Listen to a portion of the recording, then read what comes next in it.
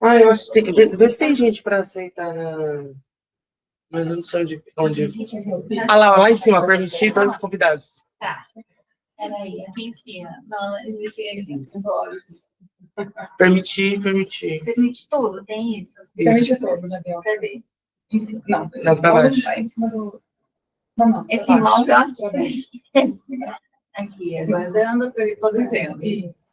Ai, que besteira. Gente, eu não consigo nada com isso.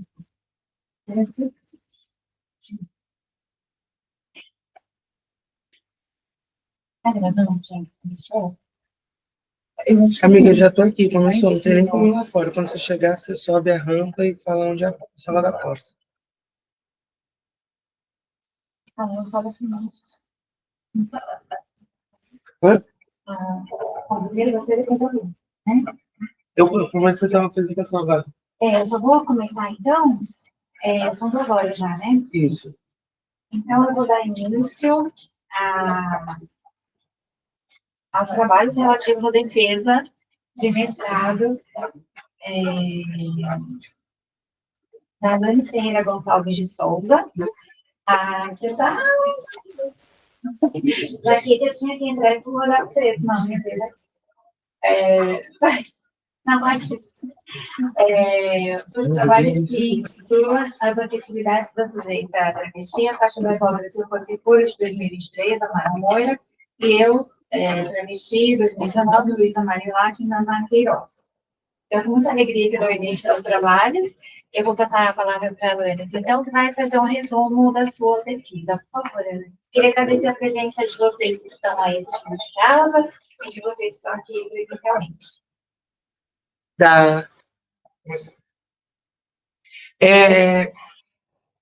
Primeiramente, apresentar as 2 obras, que o mestrado ele é em literatura comparada, e eu analiso essas 2 obras de autoria travesti, onde eu cruzo essas 2 obras para explicar como que funcionam as afetividades da corporidade trans.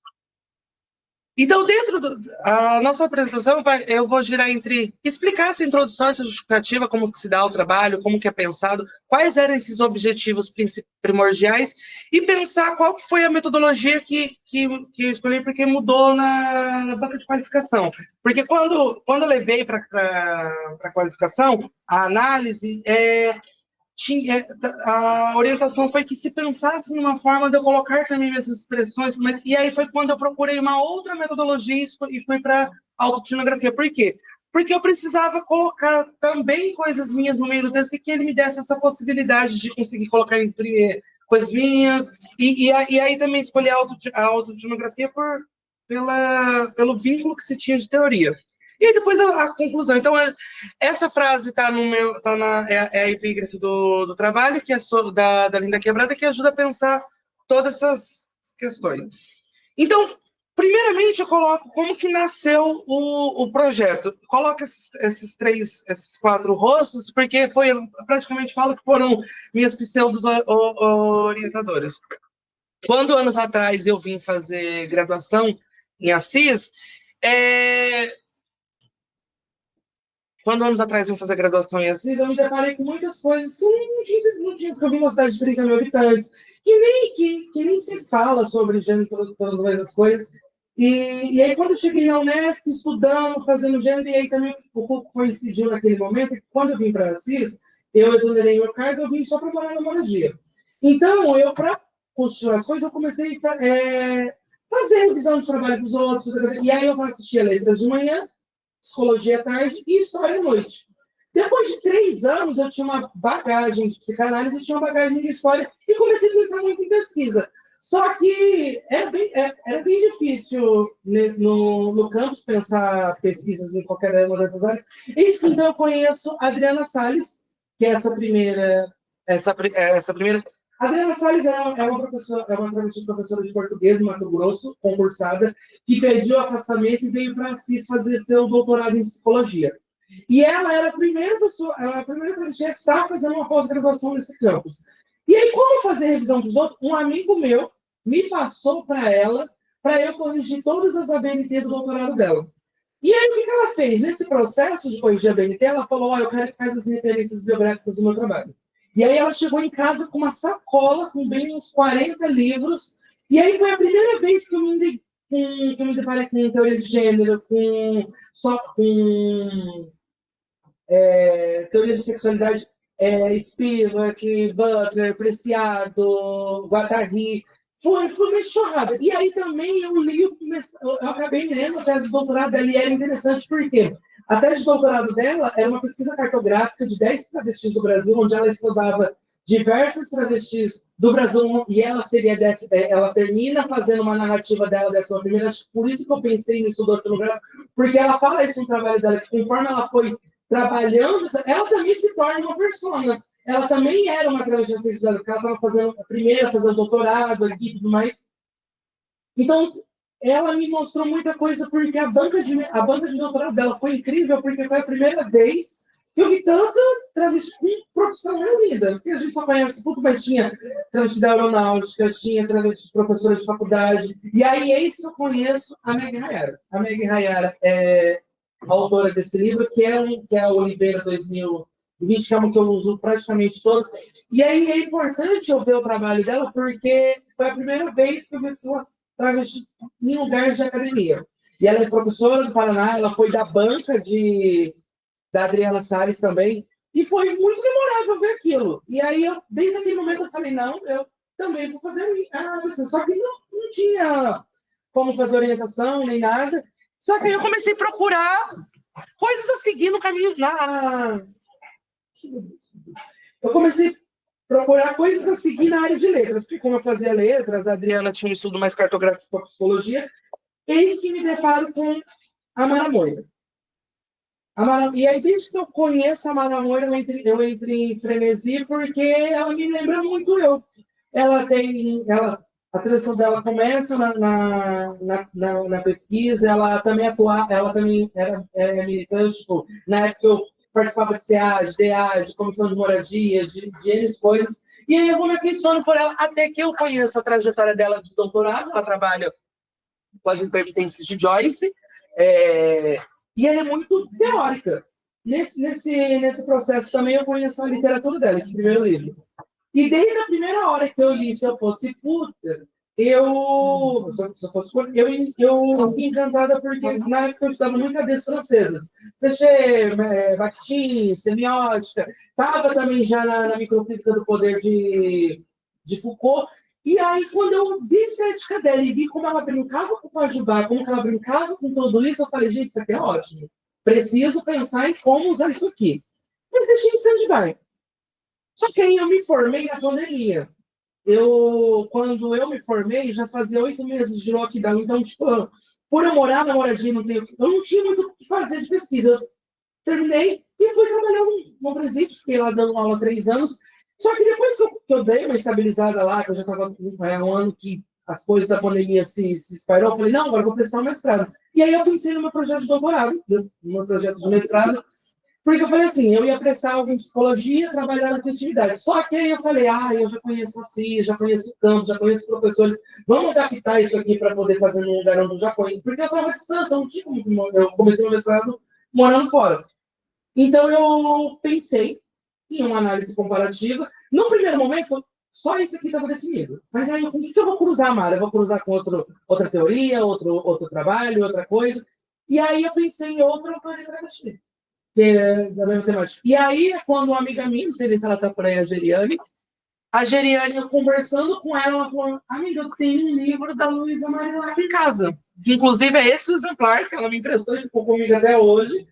E aí eu falei, na hora que eu peguei o livro, eu na hora já falei, eu tenho uma análise comparativa, porque ambas falam da trajetória da prostituição. Então eu falei, Chico, eu já tenho 2 horas que se conversa, vamos pensar num projeto. Pensei no projeto, pensei em tudo que eu queria fazer. E aí é quando eu mando mensagem para a Dani. Porque como eu tive aula com a Dani na graduação e eu tive um contato com ela, professor, eu fiz um projeto de mestrado. Você não dá uma olhada para mim para ver se tem pertinência para prestar? Porque eu já estava com ele pronto, já ia mandar. ela me atendeu, fez uma reunião, conversamos, e aí depois a hora que eu falei, quem é que vai te orientar? Eu falei, não sei, ela falou, então é meu. E aí foi bom, porque eu tive, não sei se a senhora lembra, mas eu na graduação tive sérios problemas com orientação, então de repente, assim, e aí eu comecei nisso, só que o que acontece? Quando eu pensei o projeto em si, eu falava de violências, eu batia nessa tecla. Só que aí eu fiz uma primeira matéria lá no IBILS, da Cláudia Negro, que era sobre análise métodos de análise do texto literário. E aí, no mestrado, tem aquela famosa parte, explica a sua pesquisa. E aí eu expliquei para ela, e naquele momento, não estava depois. Ela não entendeu que eu tinha propriedade para poder falar daquilo. Entendeu como isso? Ela vendia com os dois pés em cima de mim, ela é amiga da Moira. Então ela já começou a contar várias coisas. Ela falou, você vai ser só mais uma pessoa. E aí ela bateu na tecla desse negócio de violência. Mas foi bom que ela ali me colocou uma coisa. Por que falar de violência? As violências. Já está cansado. E aí foi quando eu passei para a parte de afetividades. Aí eu comecei a olhar outra coisa. Só que aí eu entro numa ideologia, porque a partir do momento que eu começo a olhar essas duas literaturas como afetivas, eu começo a olhar para mim. Porque a Amara, a literatura dela, ela vai falar em contos e tudo mais, não dialoga tanto. Só que quando eu cheguei no da Luísa Marilac, que vem desde a infância, que ela descreve como que foi a infância dela e que não era... eu comecei a voltar ao tempo e comecei a ter muitas coisas minhas dentro desse processo. E aí a dissertação se nasce. E aí até a qualificação tinha as análises. Não. Só que na qualificação, tanto a Cleide, naquela época, falou o seguinte, está pesado. Imagine que o meu trabalho era só aquilo da análise para o final. Não tinha aquele... Porque na minha cabeça tudo fazia sentido. Eu estava explicando aquilo, eu falei, faz sentido na cabeça. E aí foi quando eu falei, não, tá bom, mas vamos pensar que esse texto é para outras pessoas. Mas... Então, desde a qualificação, o que eu repensei foi toda a estrutura do trabalho. Foi mudar a metodologia para eu colocar minhas impressões, para eu aprofundar melhor nisso. E também, eu lembrei muito da Meg Raera quando ela falava que a tese de doutorado dela, ela só usa autores dele. E aí na banca alguém fala, você não acha muito prepotência você só usar autores negros? Aí ela disse, se eu usasse branco, você me perguntaria alguma coisa? E aí é quando eu também penso em trazer mais para o trabalho autores estrangeiros. Tentar me debruçar em cima disso. E aí também sair também daquela coisa de gênero europeia. E também me conectar a decolonialidade. Tipo assim, foi uma coisa também que a Cláudia falou. Vamos mudar essas teorias. Tira esse Foucault. Pode usar um Foucault aqui. Tira essas coisas. E aí foi quando eu comecei a trazer Meg, Pôncio, Lua, apreciar, trazer outras. Então, o texto da qualificação, a banca, ele muda muito em estrutura teórica. As análises se permitem. Tipo assim, sempre soube o que eu queria ver no livro. Mas eu não estava sabendo como cruzar esse texto de modo que ele ficasse mais didático, mais aberto. Então, eu penso o projeto, eu também penso a necessidade dele, por que a configuração dele eu faço desse modo? Porque eu estou nessa estética fazendo isso, desse modo. Então, eu falei assim, quando a gente olha para que serve uma pesquisa, eu cruzei algumas coisas, mas, resumidamente, uma boa pesquisa acadêmica, ela é sistemática, ou seja, ela segue ordem, ela segue pressupostos, ela segue teoria, ela segue uma ordem relevante e original, baseada em uma pergunta clara, utilizando metodologia apropriada, uma revisão de uma literatura sólida, que coleta análise de dados rigorosa e que gera conclusões bem fundamentadas, contribuindo com um novo conhecimento, seguindo normas como a BNT, com pensamento crítico de profundidade. Por que eu penso nisso? Porque na graduação, o professor, uma vez, quando a gente falou de projeto, ele falou assim, mas você quer ser a LGBT que vai ficar sendo conhecida por estudar LGBT? Mas ele falou, ele também era uma pessoa LGBT, mas ele falou no sentido arisco, como se fosse um crime estudar o que te conecta. Engraçado, as pessoas gostam de literatura portuguesa, elas estudam literatura portuguesa, elas gostam de... As pessoas do Japão, as pessoas que querem fazer japonês nessa casa só gostam de anime e ninguém fala nada. Mas aí você querer fazer seu nome, sua titulação em cima disso, você vai ficar sendo conhecida por isso. Aquilo me descartou e eu falei, não, que seja, então. Que seja para ser conhecida como isso. Então, eu escolhi um tema que era próximo a mim, que falasse sobre... E também coloquei literaturas que fossem conexas. Então, tipo assim, uma travesti falando de travesti, usando travestis. E aí eu penso nisso porque é bem nisso. A gente vê, por exemplo, na a graduação. Eu, quando eu leio o trabalho da Lua, que também está na banca, de doutorado, que ela cita violências violências de gênero que ela sofre no percurso dela de pesquisa, eu lembro muito da minha graduação, que diversas vezes eu tenho episódios bem violentos, mas o que eu pontuo eu acho que o problema das violências que a gente sofreu na graduação não foi nem a violência, é que a sala não te abraça. As coisas acontecem, todo mundo fica olhando para tua cara como se fosse assim, se vira. Você não quer ser assim? Você não quer andar desse jeito? Você não quer vestir desse jeito? É sempre como se você... E aí você vai se pensando nisso. Então, a necessidade do meu trabalho é colocar para esta casa, este programa, que isso aqui é literatura, e que podemos pensar a graduação e pensar as aulas da graduação com essas literaturas. Eu consigo provar, por meio da minha pesquisa, que esses livros entrariam muito fácil em literatura contemporânea, que eles dialogam com aspectos de subjetividade, com aspectos de marginalidade. Então, a proposição da pesquisa é trazer nomes teóricos que essa casa aprenda a usar e também colocar em elevação essas literaturas para que elas também sejam consideradas objetos de ensino, objetos de, por exemplo, assim, eu gosto de Amara Moura, gosto também de Marcelino Freire, mas eu não vou nem ser modesto em dizer que a escrita de Amara Moura dá um baile de Marcelino Freire. E Marcelino Freire é pauta de matéria.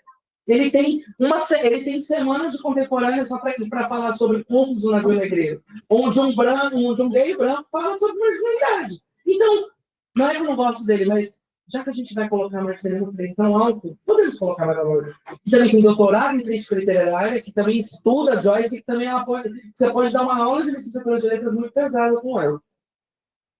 Então, ao fazer a dissertação, eu tinha alguns objetivos foram colocados que eram, como se diz assim, nortes, que era promover uma elevação da literatura travesti, ou seja, colocar que esses livros que têm travesti prostituta como autora também tem validade literária, que também tem aspectos que podem ser abordados, que podem transcender, que são livros concisos, que eu não estou dando um Paulo Coelho para as pessoas, assim, uma coisa de bolso.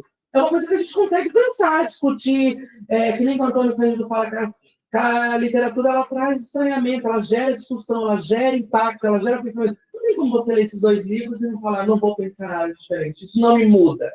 Sabe, não tem como você ouvir o primeiro relato de experiência sexual da Luísa Marilac aos 5 anos e você não falar, o que é isso? Sabe, a gente fala lá do Meu Pai Glória Naninho, Zezinho dono da Porquinha Preta, Tortarado. São livros que têm coisas pesadas que mudam a gente. Não tem como você não olhar as corporidades dessas duas pessoas, o que elas sofrem, e você não te mudar. Então, essas literaturas têm essa capacidade. Apresentar também um entendimento acerca das afetividades desses corpos. Como que é feita essas afetividades? Como que essas pessoas se conectam ao mundo, como elas têm família, como elas se amam. Sabe, mostrar como esses corpos transmudam. Porque quem sabe, pessoas cis, ao lerem como esses corpos funcionam, como o emocional dessas pessoas, elas não aprendem a lidar, elas não aprendem a ponderar. Sabe, pensar nessas. Porque eu falo de vários traços de afetividade. Eu falo de organização, eu falo de relação, eu falo de família, eu trago esses aspectos. Então, não tem como você passar por essa leitura dessa seleção e não entender o mínimo dessas corporidades. Incluir também autoras travestis em futuras condições dessa casa. Porque, por exemplo, hoje, sou a primeira pessoa travesti a estar defendendo um mestrado aqui. Então, como primeira pessoa, eu peço para que entrem na nossa grade isso, que entrem também, porque só eu sei como que é difícil. Isso eu até falei com a Dani depois. Só depois que a Lua estava na minha qualificação enquanto travesti, que eu descobri que tem certas coisas que a gente não precisa fazer. A Lua mesmo disse, seu texto está muito explicativo. Tem coisa que você não precisa falar. Mas é porque nos cobram isso, que toda vez que você vai falar de alguma coisa que o leitor não se propicia saber, você tem que explicar, você tem que citar. E a gente lê coisas que a gente tem que ir atrás, que a gente tem que coisa. Então, sabe, E isso foi legal porque eu lembro que foi uma exigência minha com a Karine. Ela falou, eu não sabia que a gente escolhia a banca. Pra mim, ela tava desaparecendo, eu só sabia que tinha uma banca, aí um dia a Karine falou assim, quem você quer pra sua banca? Eu falei, eu que escolho. Aí eu falei pra ela, eu falei, olha, minha única exigência é que uma das pessoas que você vai pedir. Pra mim seria importante, sabe? Tipo assim, porque eu falei assim, nossa, tô usando travesti, e não vai ter nenhuma avaliadora. E aí foi bom porque ela trouxe esses pontos de tipo assim. Eu acho que se eu tivesse falado, isso não precisa explicar, acho que não teria validade, mas enquanto ela da banca falava que eu poderia falar com as minhas palavras, que eu poderia usar meu argumento, então o texto da qualificação para a banca é muito em cima da confiança que a menina fala. Seu discurso pode valer. Ele tem validade científica, sabe? As pessoas que têm que fazer tipo assim, ela quer dizer, as pessoas têm que também ir atrás, sabe? Esse texto tem teoria, então se ela não dá conta disso, vai lá no Google. E da gente entender isso, que a gente também tem essa liberdade de produção sem que a gente precisa ser. Então, assim, ampliar ampliar essa visão de corporeidade travesti, tipo assim, mostrar para as pessoas como que vai o pensamento dessas pessoas, como que é a conexão dos corpos dessas pessoas. E assim, e também elaborar uma análise que compara teorias de autores travestis por meio de uma interpretação de uma travesti, para analisar, tipo assim, para mim é importante que basicamente ficasse nisso, entre palavras. E eu acho que depois que dá eu consegui fazer isso. Eu acho que o texto final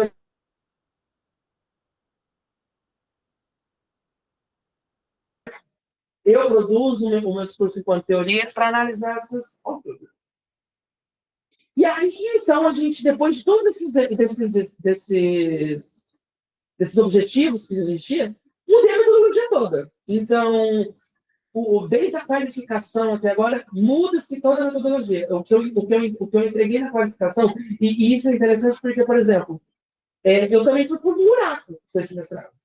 Ele tem esse momento de... Porque, como eu disse, de repente você começa a ver tanto sobre você que você começa a se perder no texto. Eu não conseguia mais escrever o texto, eu não queria mais falar de mim. Mas, ao mesmo tempo, não era que eu não queria falar de mim, eu não sabia o que eu ia falar de mim. E aí é quando eu começo a fazer terapia, começo a fazer as coisas. Porque eu vi que saber de coisas do passado que eu não tinha nem ciência, sabe? Porque muita coisa foi internalizada assim, foi empurrando para a barriga. E de repente você começa a ser enxurrada de coisas.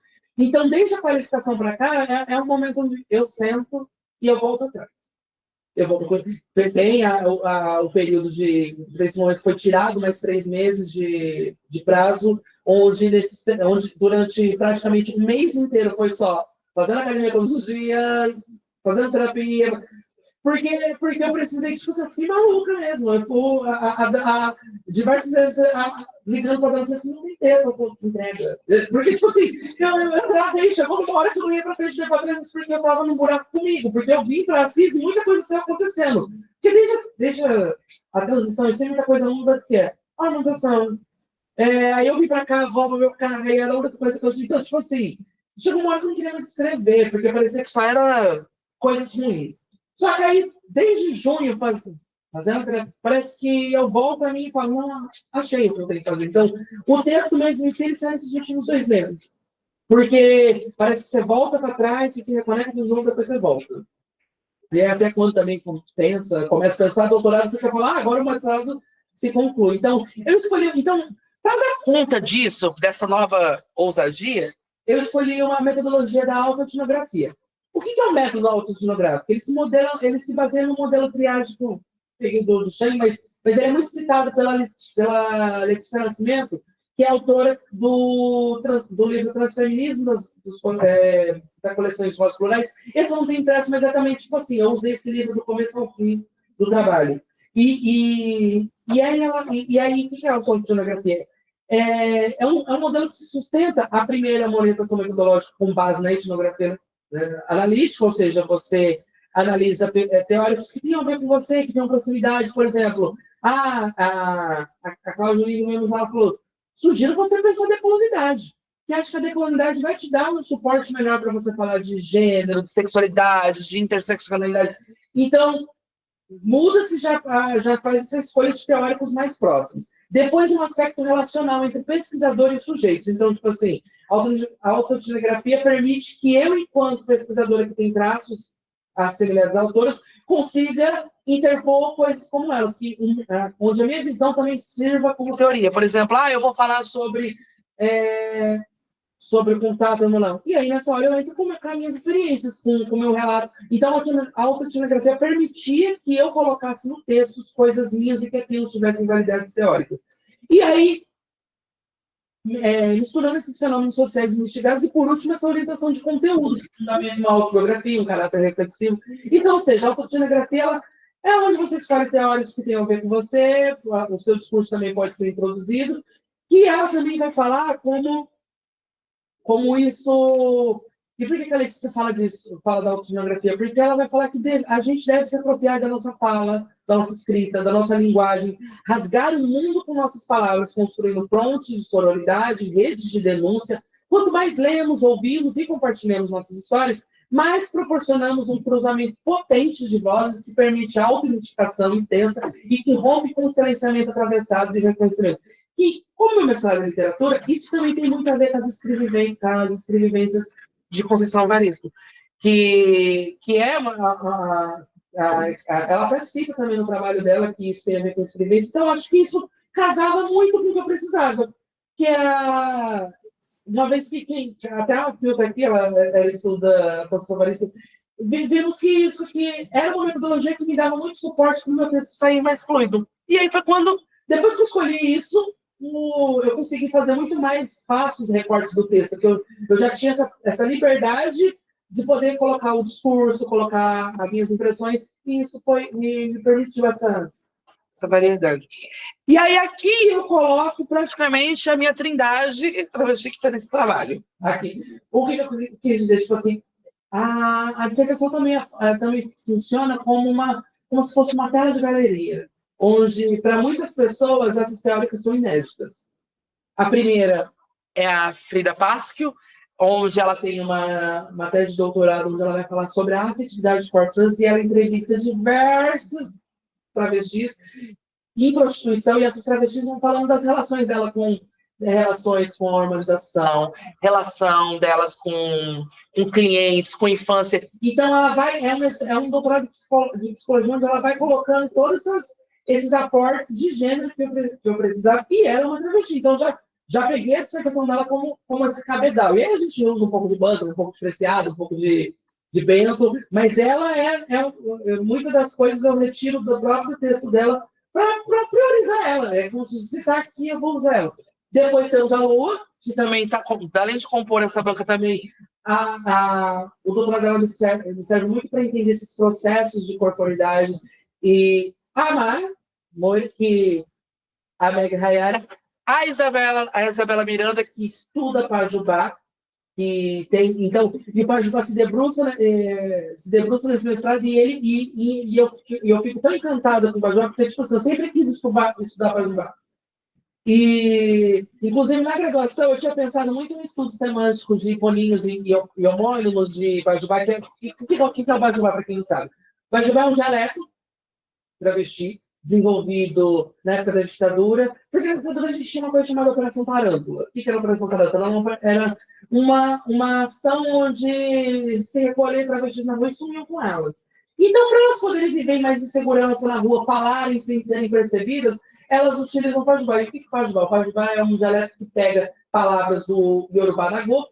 E por que Yorubá Nagô? Porque a maioria dos escravos brasileiros vieram da região de Yorubá. Então, muitas dos nossos orixás, das culturas do Yorubá, é inspirado na vertente Yorubá. Então, muitas palavras do Yorubá estão na língua do povo. Inclusive, o Yorubá já é uma língua de patrimônio cultural de Salvador, do Rio de Janeiro. Tipo assim, esses lugares que esses polos de diáspora africana muito grande já reconhecem o Yorubá como uma língua cultural, porque as palavras estão aí. Então, a gente tem palavras no nosso dia a dia, que as travestis absorvem essas palavras e elas fazem uma remodelagem no contexto. Então, o meu estudo girava, por exemplo, assim, estudar, na época que eu pensei na graduação, estudar a equivalência semântica da palavra no Yorubá Pajubá. Então, por exemplo, padê. Padê significa alimento de farofa, que dentro da cultura iorubá, farofa é alimento de Exu. E quando vai para o Pajubá, padê é cocaína. Então, olha como que semanticamente elas atribuem o alimento da alma, a farofa, para o alimento da alma. Então, tem outras palavras. Amapoa significa vagina, mas amapoa no Pajubá é mulher. Como que a genitália, como que essa cultura, o Foucault falava que nós somos resumidos à genitália. E não dá longe, a própria semântica fez isso. Elas pegaram a palavra genitália feminina e resumiram no corpo inteiro. Então, mas você sempre foi, como gostava de linguística, sempre gostei disso, mas eu achei, não consegui ver um caminho para seguir aquilo nesse campo. Mas ficou. Então, quando eu olho para a Isabela Miranda, que ela estuda o Pajubá como uma linguagem de resistência, e isso está dentro da literatura, eu me encanto. E eu, inclusive, não cabia mais nesse trabalho falar de Pajubá fora disso, mas o meu projeto de doutorado que eu pensei, no caso, não passei mais, foi pensado numa outra obra de Amara Moira, que é toda escrita em Pajubá. E aí a intenção do Pajubá naquela outra obra como constituinte cultural, eu penso em linkar ele com Joyce de Ulisses, porque Ulisses de Joyce ele é um livro cultural de Dublin. O Bloomsday fala-se que o livro de Ulisses ele é um desenho de Dublin. Você consegue ler o livro e andar pelas ruas de Dublin. E Neca, que é o outro romance de Amara Moura, todo escrito em Pajubá, a utilização do Pajubá no começo ao fim eleva esse livro para que ele se torne um espectro cultural de travestis. Então, deixei o Pajubá, coloco, cito no trabalho, mas é tão gostoso na minha cabeça pensar em linguística, que eu falei, não, vou levar ele para o doutorado, porque eu quero pensar isso, mas porque foi o que eu não falei, eu sempre quis trabalhar, e na hora que entrou o Pajubá, porque como a análise ela era mais social, mas não tinha como abrir um capítulo ali para falar só da coisa linguística. Mas eu falei, não, vamos ficar em stand-by, porque eu ainda quero escrever artigos sobre o Pajubá, ainda quero pensar minha relação semântica com as palavras. E aí tem a Letícia Nascimento, que é do Transferência, que também foi uma pessoa de norte, porque ela também é uma professora de faculdade, pesquisadora. E então a Mara, a Meg e a Letícia se tornaram esses pivôs, e a Adriana se tornaram esses nortes que eu falei, eu sempre gostei da pesquisa. E na hora que eu vi que poderia ser pesquisadora e pesquisadora institucional, tudo bem. Aí temos o Preciado e temos a Adriana Salles, que não são do meu trabalho, mas eu acho que ela foi uma orientadora para mim, porque foi quando eu conheci ela e conheci o trabalho dela que eu falei, epa, a gente também pode ser. E ela também é importante porque ela foi a primeira travesti nessa casa a ter titulação e ser depois a pessoa que vai ser a primeira de letras me coloca muito ela na cabeça.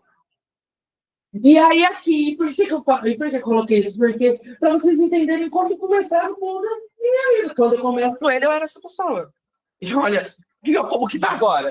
Vocês olhando, então, tipo assim, eu acho que a melhor forma de eu explicar a minha pesquisa em como ela foi efetiva e como ela faz sentido a mim é mostrar como eu começo esse mestrado e como eu termino. E por que eu falo isso? Porque, tipo, os outros sempre achou estranho, só que era isso, a gente sempre tem completo. A partir do momento que você entende certas coisas, eu acho que hoje em dia eu tô mais uma pessoa ridícula. Mas acho que também foi esse processo de se quebrar e se reinventar. Porque, por exemplo, enquanto esse corpo, eu tenho advertências de trabalho por boca, por fala, por aula. Eu tenho DP nessa casa por simplesmente chegar 5 minutos atrás da aula. Então, eu sofri diversas violências e não sabia por que eu sofri ali. Então, quando eu leio Marilac, quando eu leio Meg, eu descubro que, desde aquela época, eu acho que eu já estava conectada com essas violências e não sabia. Então, acho que pensar que o mestrado me ajuda a pensar isso é a própria vida. Sim. Acho que quando eu olho para essa foto, eu olho e falo, o mestrado deu certo. Me serviu. Se não serviu para os outros, pelo menos eu posso falar que serviu a mim. Então, basicamente, obviamente que eu fiz toda uma análise teórica. Quando vocês lerem, vocês vão ver que aqui eu provo para vocês o que eu estou falando. Só que aí tudo isso foi... Então eu peguei um pedaço do meu final da conclusão para simplesmente tentar explicar para vocês o que eu quis a dissertação. Então, penso que por ser a primeira travestirista nesse local, peço que nos coloquem como nomes de auxílio para pensar suas aulas. Essa pesquisa tem pelo menos 10 nomes de travestis que estão produzindo conhecimento, todas elas estão vivas. Não tem travesti morta nesse trabalho. E todas elas já estão além da expectativa. Permita-se usar uma, e permita-se usar uma na próxima vez que for ensinar algo. Ajude-me a criar pontes para essas palavras. Trabalhei para que esse texto consiga ser um caminho metodológico de leitura. Afirmo que por ele conseguirá acessar questões cruciais acerca da realidade travesti brasileira. Fiz a difícil escolha de me expor na pesquisa. Ou seja, quem lê o texto na íntegra vai saber muito mais de mim do que às vezes eu mesmo sabia. Porque reconheço o efeito que isso teria para pensar questões de literatura de vários lados. Como eu disse, expõe muitas coisas sobre mim, porque para quem estiver nessa casa, o texto vai ser útil para pensar coisas que acontecem nesse território, nesse lugar físico. E isso eu sempre penso porque aqui nessa casa também é Cândido. Cândido vem daqui, todo mundo fala, então gosto de terminar com o patriota dessa casa. A respeito desses lados da literatura, convém lembrar que ela não é só uma experiência inofensiva, mas uma aventura que pode causar problemas psíquicos e morais, é o que eu digo. Como acontece com a própria vida, da qual a imagem e transfiguração. Isso significa que ela tem um papel formador da personalidade, mas não segundo as convenções. Pode ser de fator de perturbação ou de mesmo de risco. Daí a ambivalência da sociedade em face dele, suscitando que, por vezes, condenações violentas quando ele veicula noções que oferecem sugestões e visão convencional que gostaria de prescrever. No âmbito da instrução escolar, o livro chega a gerar conflitos, porque o seu efeito transcende as normas estabelecidas. Ou seja, quis dizer com isso. Esses livros vão impactar, mas eu acho que falar desses corpos vai estranhar. Vai gerar um estranhamento. Só que eu acho que o melhor lugar para estranhar é dentro da sala. Porque enquanto a gente não estranhar dentro da sala de aula que esses corpos vão existir, a gente vai deixar esses corpos sozinhos chegar numa reunião de família e ser as únicas pessoas ali. E, por exemplo, tipo assim, eu não tenho outra pessoa parecida comigo em nenhum lugar. Então, mas você não tem ali, você não tem no serviço, você não tem na aula, e aí aonde você vai é se rasgando. É sempre assim. É sempre a Lana está caçando chifre na cabeça de cavalo. Está dando murro na ponta de faca. Porque é bem isso, é você o tempo inteiro tendo que se esgueirar, tendo que enfiar a goela abaixo das pessoas. Então, sei lá, comecem a dar aulas usando esses nomes. Preparem as pessoas a poderem, quando essas pessoas entrarem na porta, não achar que é um acontecimento do outro mundo. E aí, e por fim, eu coloco, isso é um mergulho, isto é, mergulho nas obras, mesmo entendendo o efeito, a fim de mostrar o quão transformadoras podem ser aos corpos. Se aos meus foram assim, hoje de vocês. Para pensar no impacto de recepção que essas obras são capazes de ter em uma sala de aula, é transformador. Lembro que quando falamos de literatura marginal, pessoas pretas que rimavam controlavam as discussões. Em literatura feminina, como alunos homens ficavam calados. No dia de Marcelino Freire, as gays ficaram animadas por conhecer uma Maricoles babado. Foi humanizador e simbólico para aqueles corpos se encontrarem ali. Promovam a oportunidade de uma travesti ser o foco da sua aula. Crie um momento onde irão parar para ouvir uma. Certa vez ouvi de uma amiga travesti. A minha saliva é banquete para os seus ouvidos. Aproveitem. A intenção que propus desde o início foi usar a saliva de travestis para servir o banquete a vocês. Por favor, comam e aproveitem.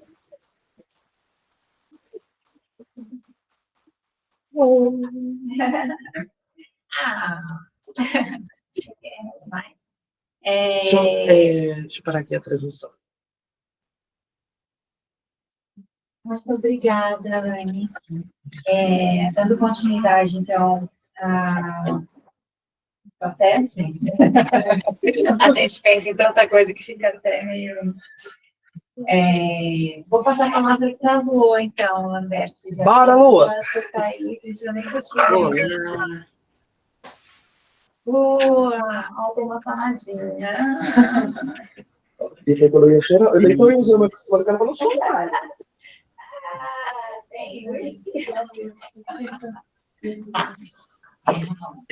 Gente, bom, então, Lua, eu passo a palavra para você. Agradeço imensamente a sua presença. Já colaborou tanto com a gente na qualificação, né? Já mudou os rumos do trabalho. Então, eu queria agradecer imensamente a sua presença véspera de Natal. E a gente trabalhando aqui, então, eu passo a palavra para você. Teoricamente, você tem 30 minutos, mas eu não estou nem com relógio, eu não estou nem contando. Então, você fica muito à vontade, tá bom? Muito obrigada. Perfeito, gente. Brigadão, brigadão aí pelo convite. Parabéns, Alanis, pelo trabalho, mais uma vez. Na qualificação já era um trabalho muito forte, né? Já veio muito denso, e agora para a defesa sinto que arrematou todas as pontas que estavam abertas ali. Parabéns para a orientação também, um trabalho muito cuidadoso. Muito do que eu vou falar aqui, vou tentar separar em dois tons, assim, né? O primeiro deles, um pouco mais pessoal aqui, e o outro um pouco mais ABNT, burocrático, gramática, etc. Então, vou começar de um lado mais pessoal, que é onde talvez eu me delongue mais, e a outra parte, se não der tempo, eu te encaminho depois, Alane, são coisas menos relevantes, eu considero, né? Eu sempre gosto de relembrar essa fala que você menciona da Meg, né? Fiz a minha tese com autores negros, porque se fossem brancos, né, isso não seria um problema. É uma fala da Érica Malunguinho, na verdade, numa entrevista que ela faz, se eu não me engano, com a Jupe do Bairro e a Linda Quebrada, que ela fala isso, né, que a gente tem que aprender a falar essa língua deles, para a gente poder se explicar. E aí eu queria fazer uma fala também sobre, você disse do seu professor, né, que falou, mas você quer ser aquela LGBT que é conhecida por falar de LGBTs? A gente tem que querer? Cabe a gente querer alguma coisa? Porque, assim, eu queria mesmo ser herdeira, mas não rolou, né? Então, assim, onde que está o querer das pessoas subalternas, né? As minorias político-visuais têm qual querer? Qual é a nossa agência no desejo das coisas? Porque quando a gente vai pensar no campo epistêmico, isso é uma coisa que me pega muito, o trabalho da Luma de Andrade, que foi a primeira doutora travesti do Brasil, faz isso de maneira muito visual e muito explícita, né? Ela basicamente contrapõe algumas afirmações acadêmicas, né, de doutores, com o que ela entrevista, né, as interlocutoras travestis dela, né, que ela conversa. Então, as afirmações sobre a travestilidade que os doutores faziam eram todas negadas pelas interlocutoras travestis que eram secundaristas, sabe? Elas não eram doutoras, nem acadêmicas, nem nada disso. Elas só estavam preocupadas em ser. E nada do que se afirmavam sobre nós era endossado por nós mesmas. E aí a Luma faz essa pesquisa, que não é só isso, obviamente, né? A pesquisa dela é muito sólida mesmo, assim, muito, muito robusta. Mas do que interessa aqui para nossa discussão, é muito curioso como as pessoas hegemônicas, né? Aqui pensando o sujeito hegemônico como homem branco, cis, europeu, jovem, classe média alta, né? Enfim, o clássico do padrão ali, que por sinal nem existe, né? Se alguém conhece essa pessoa, pelo amor de Deus, me avise onde tá, porque, né, é um grande manequim. Mas o ponto principal sobre isso nós fomos narradas por essas pessoas o tempo inteiro. Então, às vezes, a gente está nesse lugar de ser a primeira pessoa trans a fazer algo, é um pouco o trabalho de arrumar a casa, sabe? Né? A gente também não é um tom cisfóbico, né? Eu já ouvi isso algumas vezes, que o meu trabalho é muito radical, porque eu sou muito cisfóbica. E eu... Não, gente, eu tenho até amigos que são, tá tudo bem. Mas é um pouco assim, obrigada por terem aberto as portas, agora deixa que a gente faxina a casa, que vocês deixaram um caos, né? Que vocês deixaram um caos, né? Então, tem algumas coisas que o meio acadêmico perpetua como normal, que é simplesmente violência transfóbica mesmo. Então, às vezes, o nosso trabalho é limpar esse caos, é corrigir algumas falácias, algumas atrocidades que fizeram sobre a gente, né? Então, eu adoraria viver em um mundo onde pessoas trans, aqui eu tô falando de pessoas trans, mas enfim, né, minorias político-visuais em geral, pudessem acessar os meios de produção de conhecimento, de produção de cultura, de produção em geral, sem ter que pedir licença, sem ter que se explicar, sem ter que arrumar erros que fizeram sobre nós. Mas essa não é a realidade que a gente vive ainda, né? E aí, em alguns lugares, talvez essa é uma discussão até datada, mas não é uma realidade em todos os lugares. E a gente não pode ser ingênua, sabe? E achar que porque no Instagram tem pessoas compartilhando stories de orgulho trans, que a gente venceu essa batalha. Isso é uma mentira, né? E eu falo isso por experiência própria. Eu sei que você sabe do que eu tô falando, eu sei que as outras pessoas trans que estão nessa chamada sabem do que eu tô falando. Então, não sei se demanda eu delongar essa fala mais, mas assim, É da ordem do delírio uma pessoa cisgênera falar pra gente que a gente não precisa falar sobre isso. É um delírio violento, assim, porque, infelizmente, a gente tem que falar sobre isso. A gente tem que falar sobre isso quando a gente vai acessar o SUS, porque a maioria dos profissionais da saúde não sabem atender uma pessoa trans. A gente tem que falar sobre isso quando a gente vai acessar qualquer meio jurídico, porque as pessoas não sabem o mínimo sobre os nossos direitos de uso de nome social. A gente tem que falar sobre isso nas universidades, né? Eu passei por essa situação aqui na UEM, você passou por isso, que eu sei. Eu passei por isso na sua banca recente, né? Acho que quem viu os e-mails sabe. E eu sei, gente, que não é necessariamente maldade. Eu não tô colocando nessa chave, tá? Se alguém ficou ofendida, sinto muito. Mas eu falaria de qualquer forma. Se fosse maldade ou não, eu ia pontuar de qualquer forma. Então, assim, a gente nunca tá em paz com essas coisas. E a gente vai ser cobrada, né? Eu tive que educar as enfermeiras que iam coletar meu sangue porque elas não sabiam como testar o meu sangue. Aí eu fiquei tipo, mas eu sou professora de teatro, amor. Eu não sei também, você tem que saber. Tem que fazer isso, né? Porque ela não sabia. Literalmente, para fazer exame de urina, eu tinha que explicar. Porque as pessoas não sabiam qual copinho me dá. E aí eu fiquei tipo, meu Deus, gente, é um copinho no banheiro, não pode ser tão difícil, sabe? Mas isso acontece. Então, quando alguém diz, ah, mas você não precisa ser essa LGBT que fala sobre isso, eu fico pensando, não precisa mesmo? Tem certeza que eu não preciso? Eu não preciso saber o mínimo de hormonioterapia? Eu não preciso saber o mínimo dos meus direitos para eu poder acessar um lugar sem ser violentada? Eu não preciso saber o mínimo da minha história para eu saber que isso aqui que está acontecendo é uma violência estrutural? Para eu saber que o problema não sou eu, às vezes o problema é a instituição? Será mesmo que eu não preciso ser essa pessoa? Que privilégio seria não precisar saber? Eu adoraria. O privilégio da mediocridade é um privilégio branco cisgênero. Eu adoraria poder ser medíocre, sabe? Adoraria poder ser só bonita, mas infelizmente eu tenho que ser inteligente também, né? Então, é isso. Fica aí guardado que a gente não está num lugar de paridade. Isso é uma grande mentira, né? Quando a gente pensa esse lugar da simetria, ela não existe. Uma outra coisa que eu queria reforçar sobre isso também, quando a gente fala, ah, fui a primeira pessoa trans, obviamente isso é uma comemoração e tem que ser louvado mesmo, mas isso também é uma denúncia. E tem que ser uma denúncia para todo mundo. Porque, por algum motivo, a Alanis inventou esse programa de pós? Eu imagino que não. Por algum motivo, a Alanis inventou ser travesti? Eu imagino que não. Quando eu passei por isso aqui na UEM, as pessoas falavam para mim com, assim, com muita alegria, do tipo, ai, finalmente uma pessoa trans na universidade. E eu ficava tipo assim, você não acha isso um problema? Você não acha estranho ter sido eu essa pessoa, sendo que faz 50 anos que existe essa universidade? Você não suspeita que tem algo errado? Né? Então, toda vez que a gente comemora uma pessoa, aqui eu tô falando de um recorte de pessoas trans, mas isso serve, né, para qualquer minoria político-visual. Toda vez que alguém é a primeira, significa que faz muitos anos que as nossas similares são violentadas nesse lugar. É isso que essa afirmação esconde, né? Então a gente comemora ao mesmo tempo que a gente denuncia. E, infelizmente, a nossa trajetória é sempre salpicada desses dissabores. E acho importante marcar isso, porque quando você afirma que é a primeira, eu concordo com você. Esse movimento não pode acabar em você, no sentido de que as pessoas que estão aqui precisam começar a transicionar a epistemologia delas também. E aí isso não é só sobre pessoas trans. Seria muito bom se a gente não tivesse que falar sobre isso o tempo inteiro, porque as outras pessoas já estão lendo os nossos trabalhos e falando sobre isso, sem que a gente tenha que ir lá resolver esses problemas toda vez. Então, assim, incrível esse movimento. Eu acho que seu trabalho ele tem um peso político muito maior do que só teórico, o que já é bom, né? Não estou dizendo isso porque isso diminui o seu mérito de pesquisadora de forma alguma. E às vezes acontece, tá? Eu já fui banca de alguns trabalhos que eu falo, nossa, ainda bem que você tem um posicionamento político bom, porque o trabalho está tenebroso. Não é o seu caso, o seu trabalho está incrível, já estava na qualificação. Então, assim, já é uma banca que eu vim tranquila. As anotações que eu fiz são, em sua maioria, burocráticas, assim, técnicas mesmo, não tem nada muito conteudista, assim, muito pouca coisa que eu... Até porque análise literária não é a minha área, eu não ousaria jamais falar sobre isso também.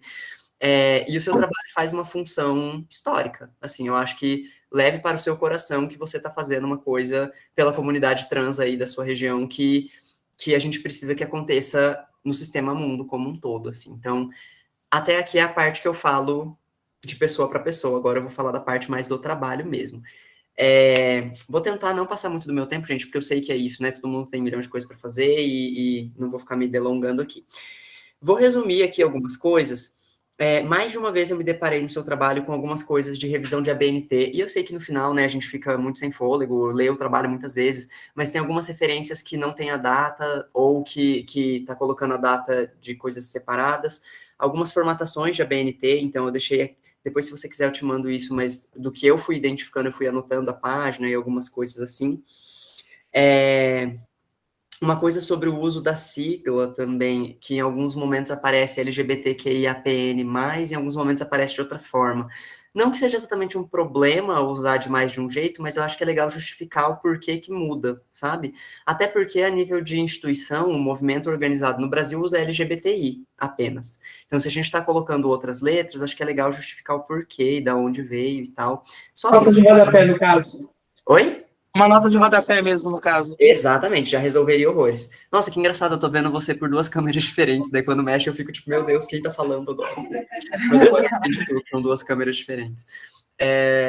Sim, uma notinha de rodapé só para contextualizar, assim, porque às vezes quando a gente usa a sigla do movimento, a gente está fazendo uma menção ao movimento organizado.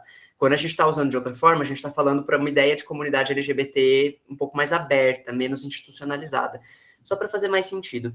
Eu adorei, eu tinha marcado isso quando eu estava lendo, e depois eu vi que mais para frente você usa, né, essa citação.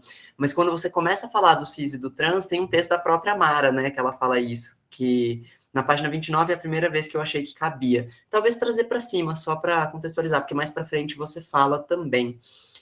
Tem algumas coisinhas de revisão gramatical também, que eu acho que vale a pena. Todo o trabalho, tá, gente? Isso é, né, via de regra. Quando a gente termina, depois que a gente respirou e que o trabalho esfriou, acho que vale a pena dar um pente fino, assim.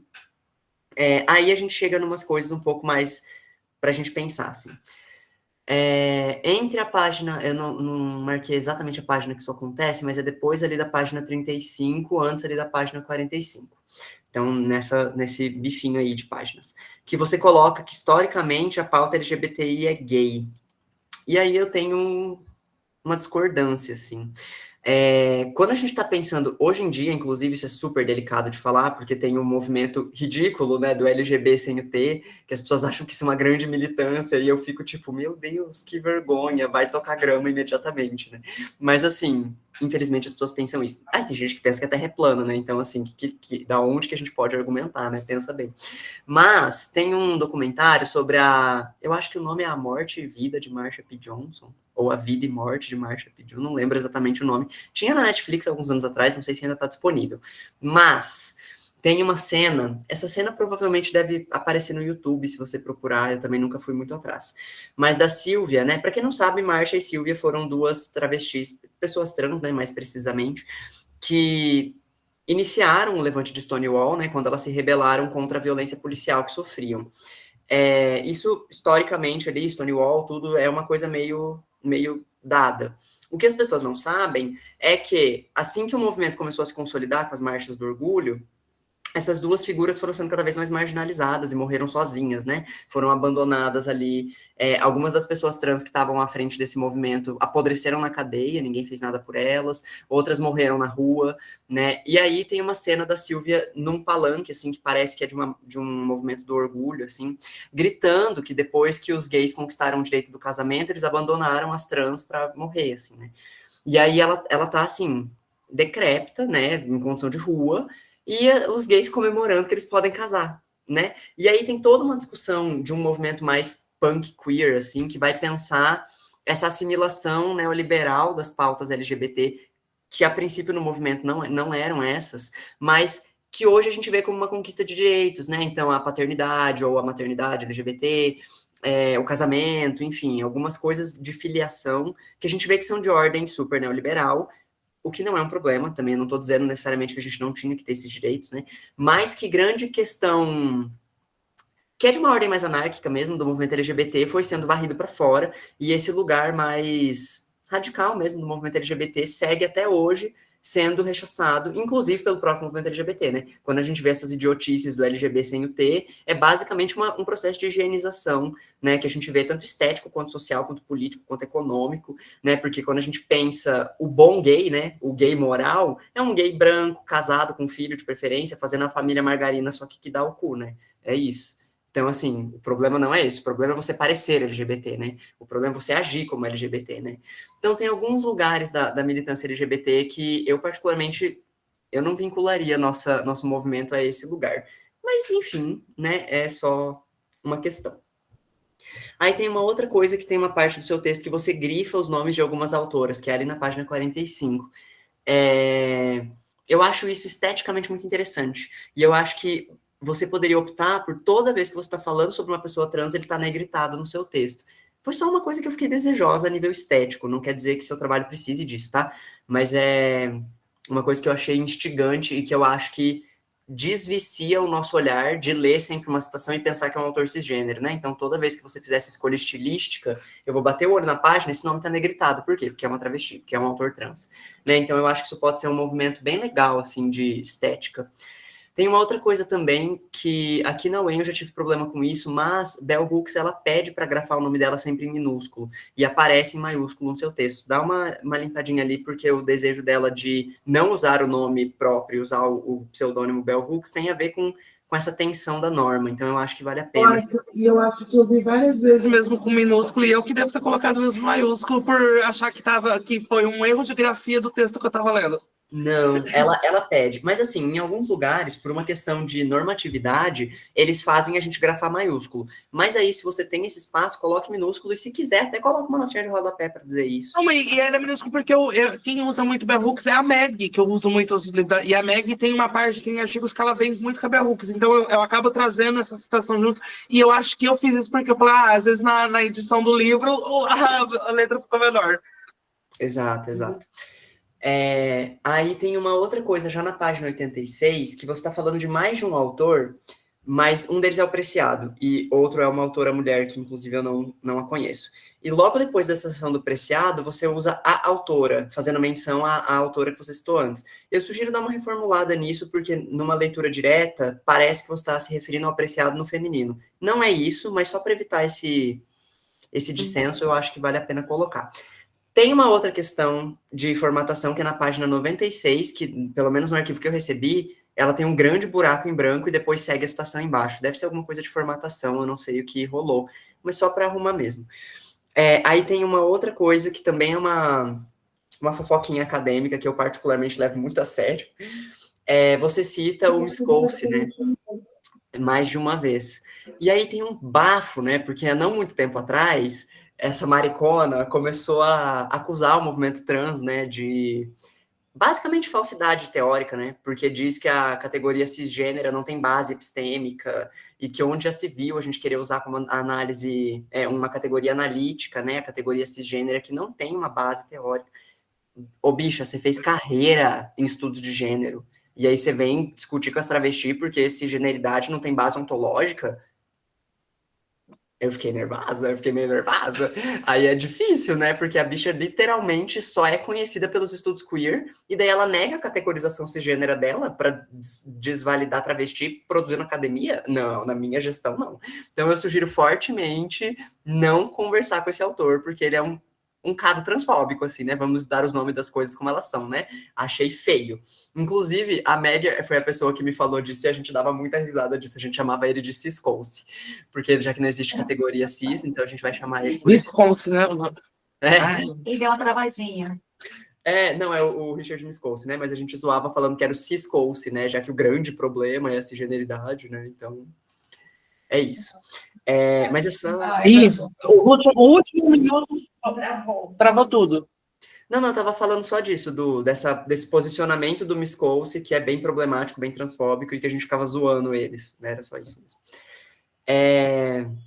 Tem uma outra afirmação que você coloca, eu entendo por que tá ali, mas eu acho importante que ela não seja formulada dessa forma. Tá na página 100, e a vida de uma travesti não é tão diferente da vida de uma mulher cisgênera. Eu entendo o contexto que você está dizendo, mas ao mesmo tempo eu acho que é importante afirmar essa diferença sim. Porque algumas das coisas, a gente tem que pensar que a diferença ela não é um sinônimo de um problema.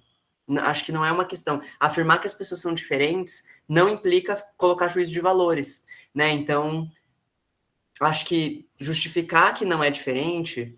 Eu sei que não é isso que você está fazendo no seu texto, mas é que eu já me deparei com isso em alguns lugares e eu acho muito problemático, assim. Principalmente quando a pessoa não tem elaboração teórica que você tem, por exemplo, para destrinchar essa questão. Mas quando a gente está pensando que não é diferente, a gente está fazendo um movimento de cisnormativizar os nossos corpos. E nem toda pessoa trans necessariamente vai passar por esse processo de passabilidade estética, de hormonização, de cirurgia. E aí eu acho que vale a pena insistir na diferença, porque a própria transgeneridade é diversa enquanto estética, enquanto fisiologia, enquanto saúde trans. Então, eu diria que, apesar de não serem iguais, a misoginia afeta essas pessoas da mesma forma. Talvez essa construção faça mais sentido no seu texto, algo por aí. Seguindo aqui um pouquinho, tem uma citação sua, na verdade, é uma menção a um texto na página 109 que usa o termo DST, e não é um termo que a gente usa mais, daí eu não sei se vale a pena você colocar IST, ou deixar como tá e fazer uma menção, né, de que não se usa mais dessa forma. Uma nota de rodapé, no caso, né? Oi? Uma nota de rodapé na própria palavra nessa página? Pode ser, super já resolve. E daí tem algumas outras coisas na página 111 sobre a ballroom. E aí eu acho que é babado, assim, porque a ballroom é um espaço muito não acadêmico, desde o seu surgimento, assim.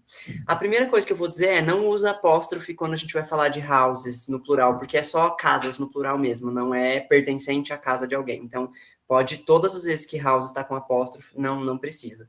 E quando a gente vai falar da comunidade ballroom, eu fiz esse trabalho há algum tempo atrás, porque eu tive um delírio de querer fazer um pós-doc, que eu nunca mais fiz, mas eu tinha levantado materiais para isso, eu só abandonei no caminho. Mas era sobre a comunidade ballroom, visto que, da mesma forma como a transgeneridade em si, a comunidade ballroom também foi muito comentada e pesquisada por pessoas que não frequentam a própria cena, o que é meio consequencial, né? A gente está pensando de uma tecnologia de sobrevivência afro-latina trans, né? Então, evidentemente, é difícil para a maioria dessas pessoas acessarem o meio acadêmico. Só que eu achei alguns trabalhos que convidam pessoas da comunidade ballroom para serem coautoras. E tem algumas pessoas da Ball que têm produzido coisas academicamente também. Então, talvez seria legal, quando for falar de ballroom, buscar um desses textos. Eu tenho alguns, eu posso te encaminhar se você quiser. E tem alguns... Inclusive, a ballroom entra com uma sugestão sua na qualificação de abrir. Então, tipo assim, eu procurei esse momento porque para falar dessa família, porque eu lembro que na qualificação falou, como você está falando, acho legal trazer a ballroom. Então, arruma, porque inclusive foi uma sugestão sua de falar. Então, eu tentei caçar no trabalho onde que eu conseguiria falar do Barão que tivesse a ver com a análise. Então, isso vai ser útil, porque inclusive foi uma sugestão sua da qualificação de falar, vamos trazer o Barão. Eu falei, verdade, as modern, as casas. Então, acho que deixar isso mais na mão da sua orientação vai ser mais fácil para enriquecer o texto. Até porque você tem uma casa e tudo. Sim, o lugar onde você colocou e a forma como você articula tá muito redondinho, tá sendo um movimento muito feliz, assim. Eu acho que vale a pena para que alguns desses nomes dessas pessoas da Ballroom que têm produzido coisas, você também tenha contato. Não, lembrando mais uma vez, não porque eu acho que seu trabalho falta sem isso, mas porque eu acho que é um arremate quase de curadoria bibliográfica, assim, que pode ser bem... Na verdade, quem me apresenta muito bem Maroon foi a Vita das Irmãs de Paz. Quando ela fazia pedagogia em Araraquara, eu fui para uma marcha das mulheres trans, não, aquela marcha roxa da época do Bolsonaro. E aí conheci ela, a Vita, junto de mais outras, faz a Casa Estranha lá no polo de Araraquara, e aí depois que ela se forma, vai junto.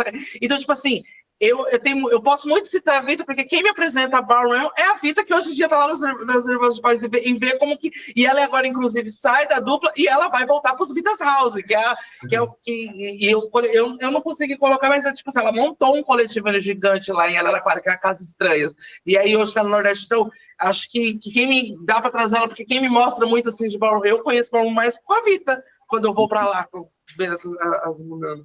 Não, perfeito. Inclusive, elas estão hitando horrores, trazendo o Vogue Beat, trazendo Shanty para o mainstream, né? O último hit delas com o Pedro Sampaio é literalmente o Vogue Beat e Shanty, né? Elas estão ali, as duas, né? E a Tasha Kayala estão, assim, brilhando, assim.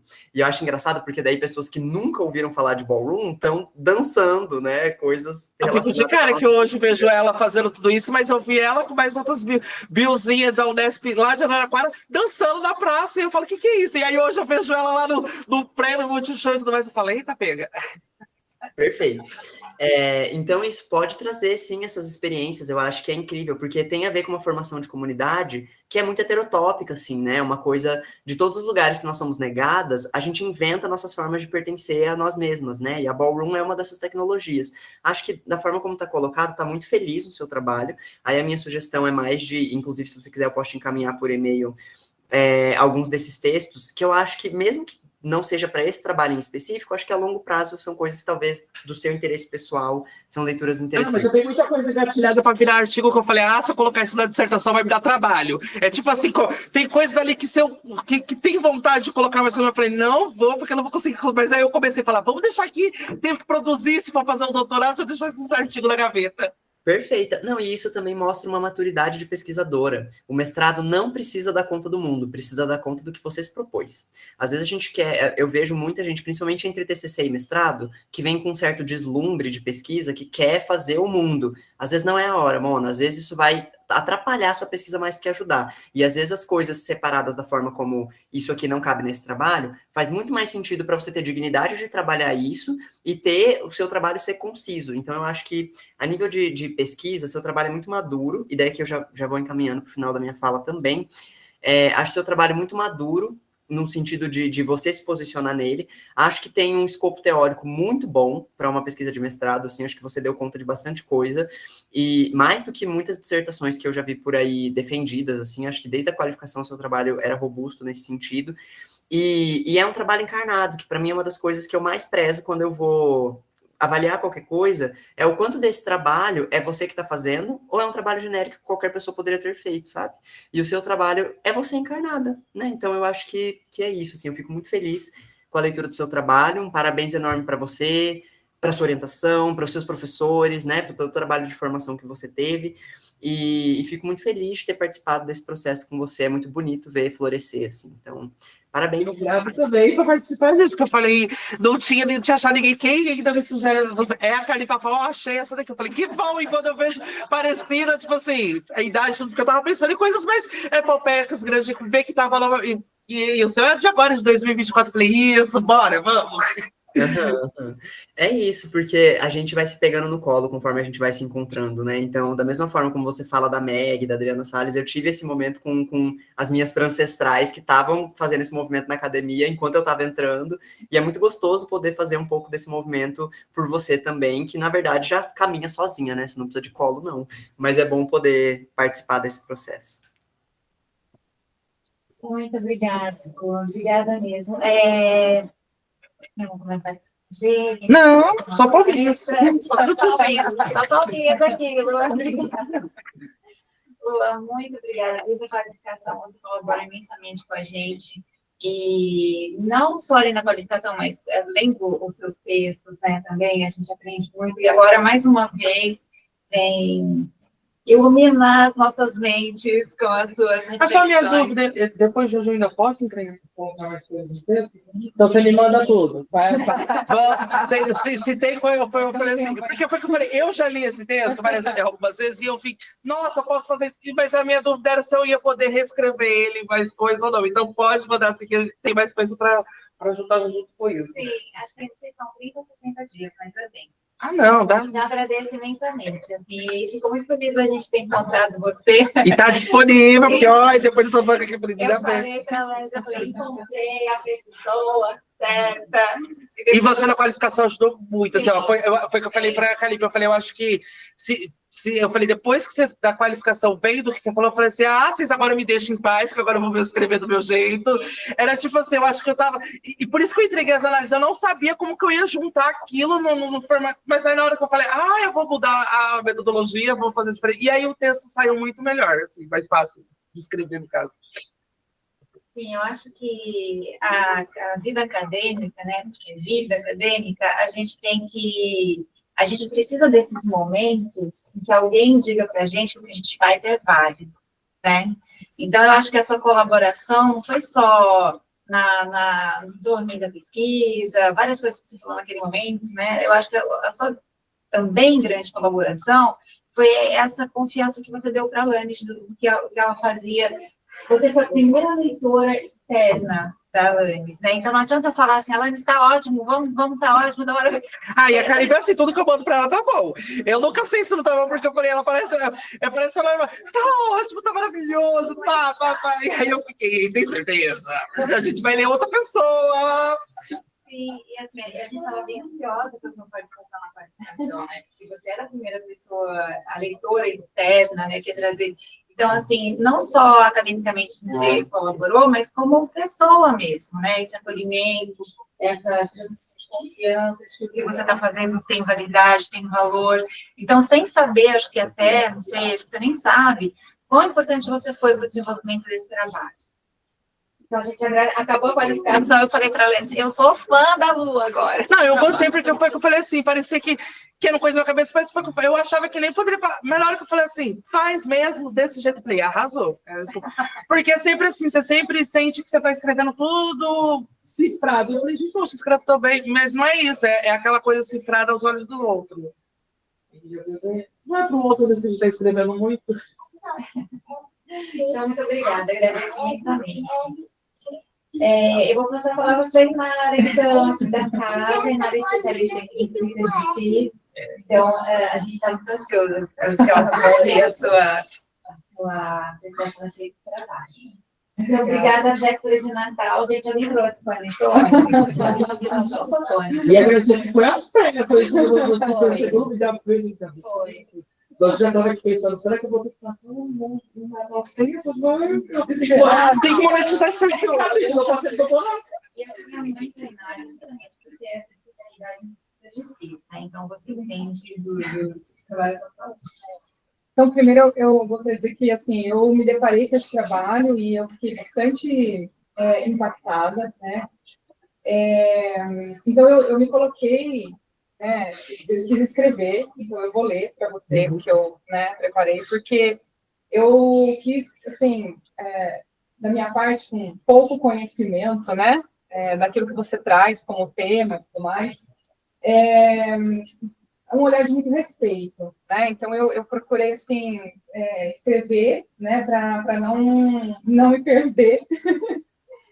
E aí então eu escrevo primeiro da minha experiência com o teu texto, né?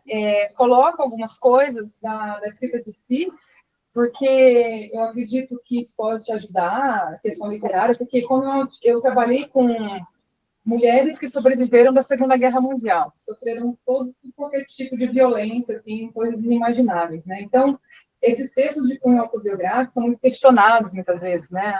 Mas e aí, quem é esse eu? Que tá ali, é a pessoa, mas não é. Então, isso na academia, né? Como você tem esse objetivo, né, específico de que esse texto seja trabalhado dentro da academia, né? Eu acho que é importante também identificar, e a gente sabe muito bem que tem a persona, né, é a autora, mas também nós encontramos no meio das escritas de si a parte teórica que ajuda a gente a resolver essas questões de literariedade, né, que nós vamos questionar sobre isso. Então, eu escrevi um pouco sobre isso, aí falei um pouco sobre as partes do texto, e depois também, como a Lua, tem algumas partes ali no finalzinho, que é sobre a parte para você dar uma olhada, né? Então, assim, se você achar, você vou achar você, né? Tá bom? Quem sou eu para falar que eu ainda estou pegando de pé. Então, com quem aprende, né? Do que para... Enfim, mas aí a gente vai conversando e no final tem algumas questões e é isso, tá bom? E aí, se você quiser parar, interromper, você pode ficar à vontade, tá bom, Alanis? Gostaria de começar agradecendo a Daniela, orientadora, e a Alanis pelo convite para compor essa banca. Parabenizo a Alanis pelo significativo trabalho realizado. Acrescento que aprendi muito com a sua pesquisa, percebi o quanto me falta de conhecimento para compreender e ser mais acolhedora. Então, me coloco nessa banca muito mais como quem recebe do que quem compartilha conhecimento. Sou muito grata por isso. Primeiramente, gostaria de tratar dos aspectos positivos e reiterar que aprendi muito lendo a sua dissertação, para depois pontuar algumas correções que poderão te ajudar, se você achar, né? Sim, na redação final do seu trabalho. As duas obras de cunho autobiográfico estão inseridas no contexto da escrita de si, o qual possibilita que haja um exercício de construção da subjetividade, revisitar os traumas e ressignificá-los. Isso pode parecer distante, em um primeiro momento, do campo literário, e, às vezes, até ser considerado uma literatura, bem, entre aspas, de segunda linha. Mas, aí vem os teóricos, né? Philippe Lejeune, por exemplo, ele cita que não se deve ler ingenuamente um texto autobiográfico, pois mesmo que haja uma relação entre autor, narrador e personagem, é preciso observar que a história daquele autor se transformou em um discurso, o qual alterou a realidade a ser transmitida. Então, entre aspas, né, o Lejeune diz, um autor não é uma pessoa que escreve e publica. O autor se define como sendo simultaneamente uma pessoa real, socialmente responsável, e o produtor de um discurso. Por isso, não é possível se referir ao termo verdade absoluta em textos de cunho autobiográfico, mas sim ao compromisso em dizer a verdade, que é o que todos fazem, né, quando se colocam para fazer esses textos, os testemunhos.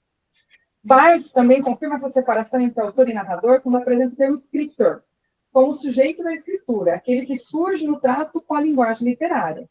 Entendemos que, nesse caso, dessas mulheres trans, sobreviventes de uma sociedade tão machista e transfóbica, que viveram experiências reais e traumáticas, o escrito é quem possibilita o distanciamento para que haja possibilidade de estabelecimento de comunicação sobre o fato vivenciado. Quem escreve, recria e elabora o trauma é o escritor.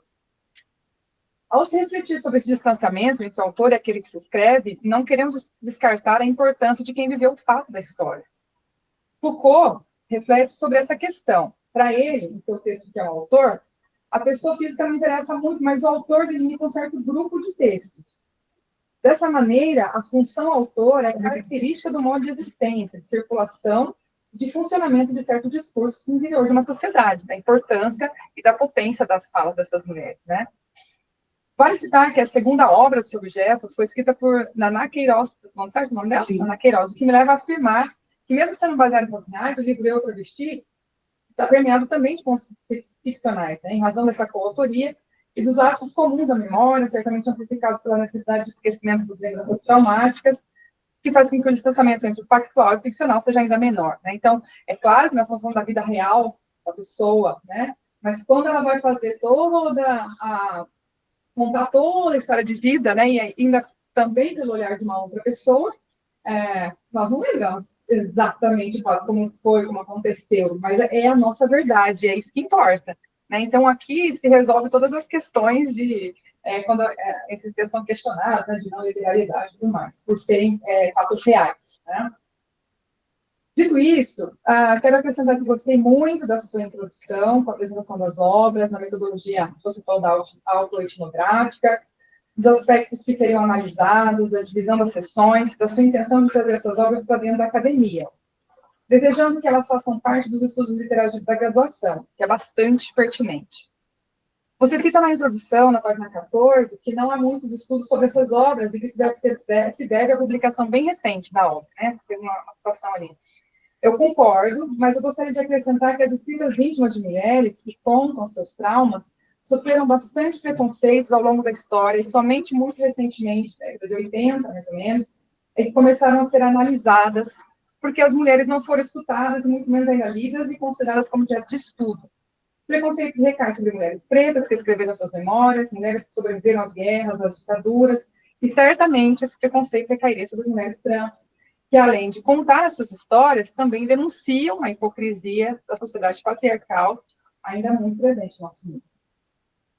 A seção 2 considera essencial, né? Você falou sobre isso, que você acha que foi a seção 2 que você acrescentou? Isso, era só, quando vai para a qualificação, só existia ali da análise das duas obras. Aquilo ali tudo veio agora. E aí, eu acho que pela questão mesmo, que vocês estão discutindo aqui, né? Nós somos ainda bastante ignorantes em relação a tudo isso, né?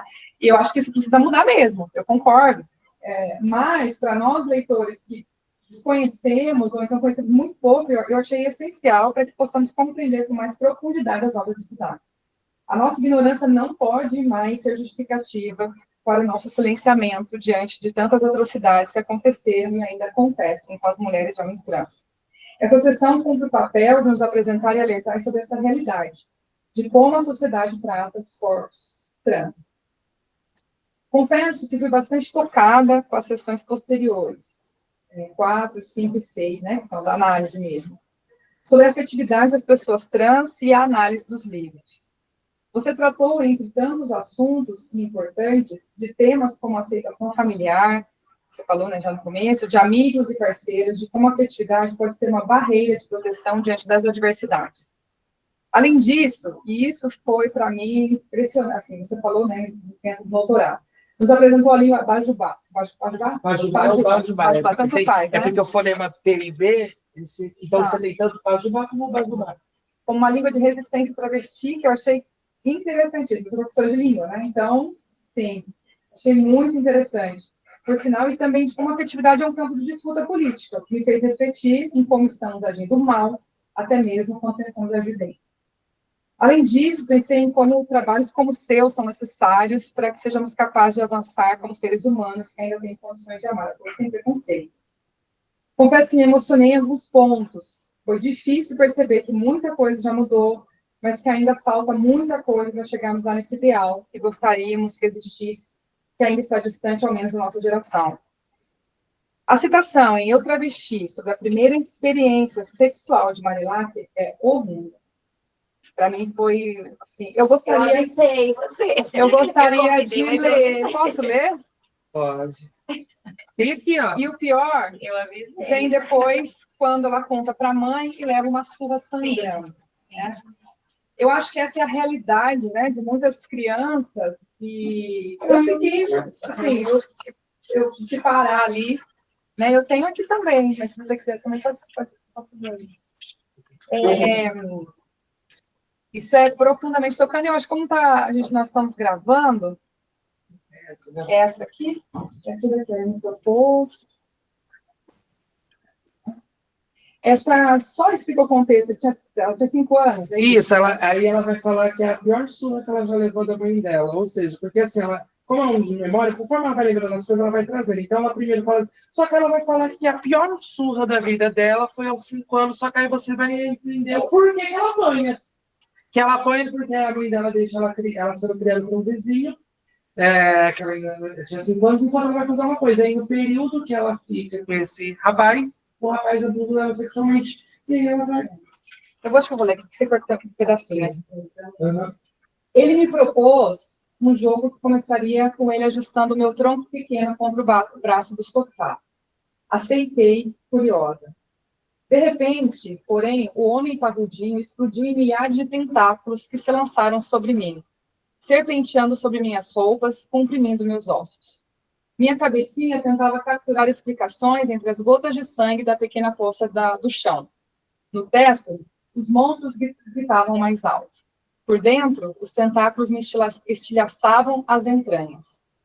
Minha mãe chegou horas mais tarde, anunciando-se aos berros. Que merda você fez com esse portão, menina, que eu não consigo entrar em casa?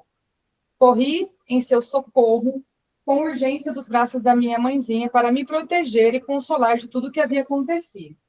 E ela, enfurecida, encharcada, com as mãos brigando contra os nós do meu cadeado improvisado. Quando a porta finalmente se abriu, ela me segurou nos braços e me mordeu de raiva como um cão de rua, desses que nunca foram amados. Mas existe fé mais persistente do que a de uma filha em sua mãe? Eu ainda esperava que ela me protegesse. Eu ainda confiava mais nela do que em ameaças. E disse: Mãe, o homem me machucou na minha bunda. As mãos que vieram a mim, entretanto, não trouxeram as carícias que eu esperava, mas tapas. Nunca fale uma coisa dessas, que você está mentindo. Enquanto me batia e gritava, me abaixou as calças. A visão da cueca sangrando a deixou ainda mais desalinhada. Debaixo do chuveiro, meu corpo suportava o peso de suas frustrações.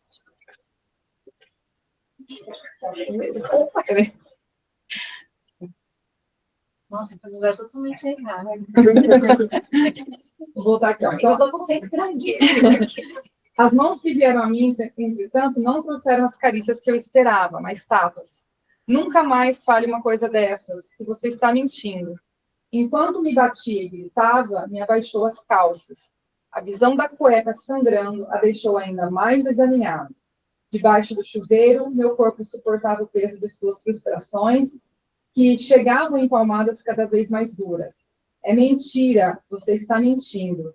Lágrima contra tapa. Botou-me para dormir e foi lavar a minha cueca. E pelo ralo do tanque escoou a história que fingimos não lembrar por muitos anos. Sim, isso é é de uma dureza, né? E olha que eu li coisa já muito difícil, né? Nas literatura de Shoah, né? Mas isso aqui, né, que eu fiquei pensando em como nós estamos muito atrasados ainda, né? Em auxiliar, em acolher, você falando de afetividade, né? E eu fiquei com vontade de abraçar você, porque eu acho que tantos passam por isso, né? Tantos passam por isso, e a literatura tem esse poder, né? Nós estamos falando aqui da área de literatura, a literatura tem esse poder, o texto literário, ele atravessa a gente, né? E é uma grandíssima arma, né? Poderosa, que é isso que você disse, né? Precisa ser trabalhado, sim, na graduação, precisa entrar, porque a gente precisa preparar melhor os nossos alunos para que eles também possam lá, depois, como futuros professores, também saberem lidar com isso lá nas escolas, né? Nós somos linha de frente, então isso mexeu demais comigo, assim, fiquei muito tocada mesmo, né? A descrição dessa cena me deixou comovida interiormente. Cito o seu texto da página 93. Viscerais, assim definem-se esses relatos. O aprendizado que eles permitem, fala sua, alcançar é para além da vivência de Marilac, mas sim para entender como os corpos trans, travestis, estão imersos em mecanismos de poder. A citação sobre a afetividade com o avô, na página 50, e a violência da mãe que quebrou o cavaquinho dele, né, que ficou de herança, em suas costas também me causaram profunda comoção, né? A gente tem a relação, aí tem a relação com o paterno também, com o avô, ela com o avô, né? E aí a mãe... E aí não dá para nós não culpabilizar ninguém, né? Porque são histórias, mas é muito duro também, né? Perceber que a única coisa que ela tinha ali, talvez, né, da relação com aquele homem, com aquela figura paterna, a mãe vai lá e, num monte de fúria, arrebenta tudo nas costas, né? Então, também foi um outro trecho que me deixou profundamente comovida, assim. Assim sendo, gostaria de enfatizar que o seu trabalho é de grande importância nessa luta contra o preconceito e a violência. Além disso, a literatura transhumaniza, nos faz refletir e provoca uma mudança em quem se deixa conduzir por essas linhas literárias tão fortes e resistentes. Termino essa parte com a frase conhecida de Drummond para dizer que o seu trabalho não mais reforçou isso, né? Pois de amor a nós todos precisados mesmo, né? Sobre os pontos de correção, eu fiz uma lista que eu vou te enviar, eu tenho aqui, mas eu posso te enviar também. Como a Lua falou sobre questões pontuais da BNT, algumas correções gramaticais. E aí eu só coloquei aqui uns 8 pontos, só para citar aqui, para não ficar muito repetitivo também, mas depois eu mando tudo isso aqui para você, tá? Que eu fui vendo página por página. Não que tem todas as páginas que eu então, algumas citações, especialmente da seção 2, elas não foram referenciadas, né? Você cita, mas aí depois eu procuro lá na referência e não acho, tá? Então, depois você dá uma olhada, eu fui fazendo o levantamento, né? E aí depois não achei, tinha várias situações, você, né, monta bem aí a sua parte teórica toda, né? Mas aí, na hora que eu fui dar uma olhada na referência, então elas faltaram lá, tá bom? Então você olha certinho para depois dar uma... Porque assim, aquilo ali acho que você vai precisar. Eu ia falar, bom, você pode tentar dosar, né, fazer a dosagem, ou fazer a referência. Mas então, acho que ali é importante que tenha aqueles teóricos ali. Então, é melhor que você depois organize só a parte da referência mesmo no final.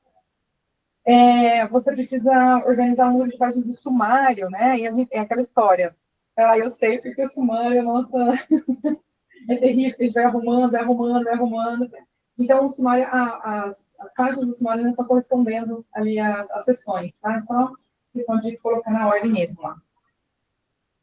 A questão das referências de notas de rodapé, eu ia dizer para você, é evitar as referências na nota de rodapé, porque tem lá a parte do final, como você falou muitas vezes com a Lu aí, quando você vai dar alguma explicação, né?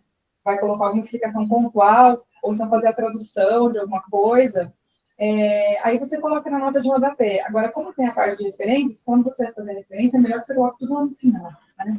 Eu penso que eu coloquei, tipo assim, eu estava usando só a citação, mas não era para trabalhar, era que, tipo, aquela fala me ajudava ali naquele momento.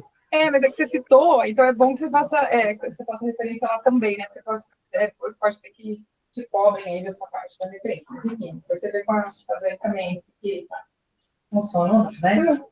Bom, Aí, na página 54, segundo parágrafo, tem uma generalização. Você coloca assim, ambas as obras analisadas, se eu fosse pura e eu travesti, todas as relações de afeto permeiam o princípio de prazer e realidade, uma vez que isso configura a estrutura do afeto. Então, aqui eu estou pensando quais são os exemplos dessas relações de afeto, né? Que você coloca todas as relações de afeto. Não, eu falo nesse sentido porque, como eu estou partindo do pressuposto que a afetividade vem de afeto e psicanálise, todo afeto é movido por desejo de prazer. Então, quis dizer que, tipo assim, que todas as relações de afetividade, elas começam por um desejo de prazer e realidade. A falta paterna, então, tipo assim, eu quis dizer que isso se dá porque o afeto, ele é anterior à afetividade. Só que anterior ao afeto, do afeto é essa pulsão de prazer, essa pulsão de realidade que é o que faz. Então, mas aí que acho que só senti falta, assim, talvez, de exemplo, como você está exemplificando agora, aí, talvez você colocar ali textualmente mesmo, né, as relações paternas, ou citar mesmo o próprio, alguma parte do texto que mostre isso, só para... Estou já tirando assim, ó, pelo de ovo, tá? Como pode escrever? Às vezes, aí você só lapidar melhor e deixar essa joinha mais bonitinha. Eu gosto dessa melhor. Na página 58, eu sugiro, como eu falei, né, eu gostei muito da questão da escrita em código baixo, que é interessante, se botar no doutorado, já gostei também, vou levar no doutorado. Passou também, passei. E é por isso que a gente tem que terminar isso logo, porque muito aí já vai ser. Mas é interessantíssimo isso, e tem um livro, né, eu até gostaria de... Só que eu acho que ali, você tem uma citação só, né, dada Código Bares, como exemplo, que você coloca. Ele não, é que nem a Lu fala, é uma coisa... E aí, o único texto teórico assim, que eu acho é desse Isabela Mendes, e não é um texto teórico, é uma reportagem na revista Piauí. E não faz parte, como você falou, você citou ali, porque, mas assim, o que eu acho é que aquele trecho, especialmente que acho que é um só que você cita ali, eu acho que valeria você colocar como é língua, né? Uma tradução, talvez, para a gente entender exatamente o que está sendo, porque a gente não. Eu olhei e falei, tá, deve ser alguma coisa assim, mas a gente não chega, né, no que está querendo dizer mesmo, sabe? Que nem você fez as explicações ali no começo, a hora que você falou da cocaína, né? Mas a hora que a gente pega o texto, ele é complexo. Mas tem o outro, né, que é todo escrito daquele jeito. Aqui, inclusive, esse parágrafo que acho que é passada, cocó, de novo, é esse parágrafo que movimenta ela fazer o segundo livro, que ela disse que essa frase foi tão sonórica para ela, que ela falou, preciso fazer um livro todo nessa sonoridade. E eu sei que não é o objetivo central do seu trabalho, mas aí, como ele me chamou muita atenção, eu falei, coloca, mas não tem problema. Porque eu falei, eu não me aprofundei muito, porque foi... Não era. Mas acho que interessante, porque foi que eu falei, eu não traduzi nada do Portugal por causa de ser lúcido a mim, mas a intenção de colocar o glossário. Aquele trecho ali, a hora que eu olhei, eu falei, nossa, eu não consigo chegar. É uma coisa até do livro, por exemplo. Esse livro tem glossário de Portugal, porque tem uma autoria cis. O outro não existe. Então, eu acho que seria interessante mesmo, né? Como a gente tem, né? Mas, enfim, mas isso também não é o objetivo de cantar o seu trabalho. Eu sei disso e era só para que eu realmente... Não, mas é interessante, porque você vai querer aprofundar e essa é uma explicação que a gente vai dar. Ali na página 93, você tem uma fala sua ali, uma escrita, né? Que você fala assim que não tem só coisas negativas, mas também tem muitas risadas, tem uma parte ali que você só conta isso, né? Eu acho que seria interessante que você colocasse também os trechos da obra, sabe? Da obra. Como você colocou aqui nesse caso, né? Que você colocou essa trecho da obra, quando você fala também da parte positiva, identificar os trechos ali que você percebe isso e coloca também, né? Claro, se houver tempo de fazer isso, mas eu acho que ali está tudo bem esclarecido, né? Você conta e está tudo bem, não é? É só mesmo para usar o texto mesmo, né? Das autoras ali, tá? Na página 98, também você tem algumas coisas ali que você dá uma olhadinha, e aí tem no parágrafo nessa página que inicia para os autores, eu fiquei um pouco confusa quem seriam esses autores, sabe?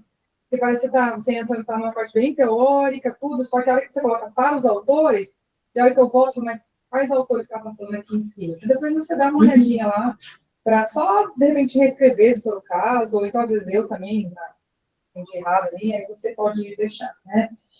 E, na conclusão, Eu acho que você tem umas coisas de acentuação, que acho que passaram mesmo, né, no finalzinho, eles estão corrigida. Eu vou te falar o que falaram para mim, que eu repeti, então, só para refletir, tá bom? Se você precisa colocar uma citação para concluir o seu trabalho, porque você tem uma voz forte, potente, você usou esses autores todos para que eles pudessem confirmar, né, as suas ideias, reforçar a sua análise, mas aí no final, eu acho que você pode muito bem, como você fez, né, que eu estou falando que você acrescentou ali, acho que algumas citações, duas, não sei se mas enfim. Eu não estou dizendo que isso está errado, isso é uma coisa minha que também me falaram quando eu também, na minha doutorado, fiz isso, né? Talvez, mas a sua voz mesmo, é só porque é o seu trabalho, você, né? E aí é só se você achar. Não, mas acho que foi a Gabi mesmo que falou quando eu mandei pra ela falou, citação da sua conclusão, falando pra mim que era pra ficar assim. Aí eu falei, nossa, que foi, filha? Porque assim, chegou, sabe aquela coisa que depois que você termina o texto fala, não deixar páginas sem citações? O que, que você tá falando? Você vem de lá aqui citando, aí chega uma hora que você fala, ah, eu não vou citar aqui? Como assim? Agora eu vou citar também. Agora eu vou citar. Não, mas isso também é só para você pensar, tá? Não é para. Claro, você colocou o Antônio Cândido ali, acho que uma delas, né? O Antônio Cândido, nada, né? Com certeza. Mas eu acho que também você tem, e acho que a Lu também falou sobre isso, você tem toda a possibilidade de se colocar nessa conclusão, porque é o teu trabalho, você já usou vários autores para confirmar toda a sua defesa ali, da sua análise, e aí, no fim, você conclui, né? Você tem condições para isso. Né? Você se posiciona, aliás, ali, né? Na sua conclusão, dizendo que você pretende, que você gostaria com esse trabalho, que ele entra para a academia, você chama atenção mesmo, puxa a orelha, e tem razão, eu acho que o trabalho acadêmico, a dissertação, o doutorado, o mestrado, enfim, eles servem também para isso, né? A gente tem que repensar em muitas coisas, então é isso, né? Aí, eu só queria, vou colocar aqui, mas são questões só para você falar mais um pouquinho, né, para eu deixar aberto para você falar, né, você estuda duas obras, uma foi escrita por uma mulher trans e a outra Memórias de uma mulher trans escrita por uma mulher cis, certo? A Luísa Marilac, por uma curiosidade minha, eu não peguei essa parte muito bem, assim, ela escreve também ou ela conta as memórias para... Então, eu coloquei até a parte, acho que no início da análise, que a Naná explica que quando encontra a Luísa, que a Luísa não consegue escrever. Ela não sabe escrever. E aí ela percebe que a Luísa não sabe escrever porque ela é dislexa e nunca foi tratada. Então, ela encarna isso de querer tentar colocar toda essa literatura que ela diz que é uma história potente, mas que ela não consegue acessar em palavras porque ela nunca teve tratamento de dislexia. Então, ela só foi e não conseguiu escrever. E ainda ela ainda fala que para entender melhor o mundo, ela tem dias que ela se põe roupa e vai junto para a rua. Então, mas ela diz que o trabalho dela foi tentar escrever, porque a Marilac sozinha não consegue escrever. E aí ela identificou que era isso, que era uma condição que nunca foi tratada, porque ela teve toda uma situação subalterna, ninguém diagnosticou, nossa, ela achou que não sabia escrever porque era burra. E aí, então, na questão de comparar, né, também porque, como elas são, né, uma é escrita diretamente por uma mulher trans e a outra mais aí escrita por uma outra, é a mulher cis, né, você aproxima, então, essas duas obras na questão da afetividade, é isso, né? Não, lá na introdução eu coloco que as obras são comparadas em temáticas que são divididas em... Eu lembro que eu fiz, porque foi uma coisa que quando a gente terminou a qualificação, que eu falei para Carico, de definir o que eu estaria... comparando, as duas notas de autoria, eu sei que no final de um parágrafo. Aqui, ó. Pensando sobre essas diferenças, a comparação das duas obras permeia questões de temática, realidade social, afetos e vivência. E eu quis mostrar assim, que são obras de escritas diferentes, mas que elas têm as mesmas temáticas, a mesma realidade social. E aqui a comparação se daria não no sentido estético do texto, mas se daria nesse sentido historiográfico dela. Eu acho que você falou um pouco sobre isso, mas só para reforçar também, né? Você, então, não diretamente vai para os elementos mais, assim, literário e construção, né? Narrador, narrativa. Não. Mas, então, só para você falar mais sobre isso, né? Por que você priorizou a dimensão afetiva? Porque é que eu falei, a dimensão afetiva era porque esse projeto, na verdade, é um projeto meu de mestrado em psicologia. E eu falei que eu não ia abandonar isso, mas aí eu falei, como eu estou pensando no mestrado de literatura, eu peguei todas as questões que eu ia olhar ao way, tipo, em corpos, e falei, tá nas duas literaturas. Então, tipo assim, na verdade, a afetividade é antes das obras. Eu fiz a afetividade, e aí eu procurei duas obras que eu pudesse olhar a afetividade. Porque, na verdade, essa ideia toda de projeto era um projeto que eu tinha de mestrado em psicologia. Só que eu ia prestar aqui, eu fazia as aulas de psicologia. Só que aí, como eu entrei na pandemia, tive que voltar, eu fui para Presidente Fernandes, para lá no Presidir, eu percebi que essa distância, eu falei, gente, preciso pensar numa coisa palpável. Então, eu conhecia os professores do departamento, eu conhecia. Tipo assim, se eu fosse para o departamento de psicologia, eu ia ter que começar tudo zero e eu estava à distância, eu estava fazendo uma coisa híbrida. Então, eu falei assim: não, eu preciso adaptar essa minha ideia para corpus literário. Sim. E aí eu ia pedir para você, mas você já fez, você falou, né? Eu gostaria de pedir que você comentasse um pouco mais sobre a língua do Bajubá, mas você já fez isso lá no começo, então já. E aí aqui, então, olha, depois eu mando isso para você, são coisas assim, simples, de ABNT, às vezes que foi, enfim. Faltando que isso acontece mesmo quando a gente está aí terminando o nosso trabalho. Mais uma vez, eu gostaria de agradecer a vocês pelo convite. E, como eu disse, eu fiquei mais assim, como quem aprende mesmo, muita coisa mesmo, fui sensibilizada mesmo para muitas coisas, fiquei refletindo mesmo em muitas coisas. E é isso, e aí espero poder ajudar a contribuir com algumas coisinhas aqui para você. E é interessante porque, por exemplo, com certeza, agora, eu acho que se eu vou para lá para as análises literárias, porque assim, eu agora, eu assim, lembro, depois, eu acho que a parte, eu sinto que falta eu colocar teórico de literatura. Eu acho que eu fiz muito bem a sessão, historiografia, só que depois que eu li inteiro, eu falei na hora de analisar, acho que eu queria, as próprias definições que você deu lá do Barthes, eu acho que eu quero voltar a eles e colocar na análise, tipo assim, essa coisa teórica também de literatura. Então, isso ajuda muito, porque agora nessa reescrita eu vou tentar colocar também mais citações de literatura, sabe? Não analisar o texto, mas não analisei autor, então, achando esse material, com certeza o trabalho vai ter. Porque eu fiz isso, assim que eu conheci a Lu, depois fui lá pegar a doutorado dela e falei, vamos aqui, vamos ver o que essa Mapa usa. E aí, vou fazer essa mesma coisa para. Então, eu acho que nesse específico, eu vou voltar minhas situações. Porque eu até falei isso já para aqueles várias vezes, que a obra da Luísa Madeira, ela veio segunda mão. Então, eu não vou medir com o meu encanto pessoal nessa. O jeito das. Então, no final do trabalho, eu senti que a minha análise é muito mais socióloga, antropológica, e não tanto literária, mas eu gostaria de voltar nela e deixá-la mais literária, para trabalhar essa dualidade de autores. E acho que agora, no final. Tem.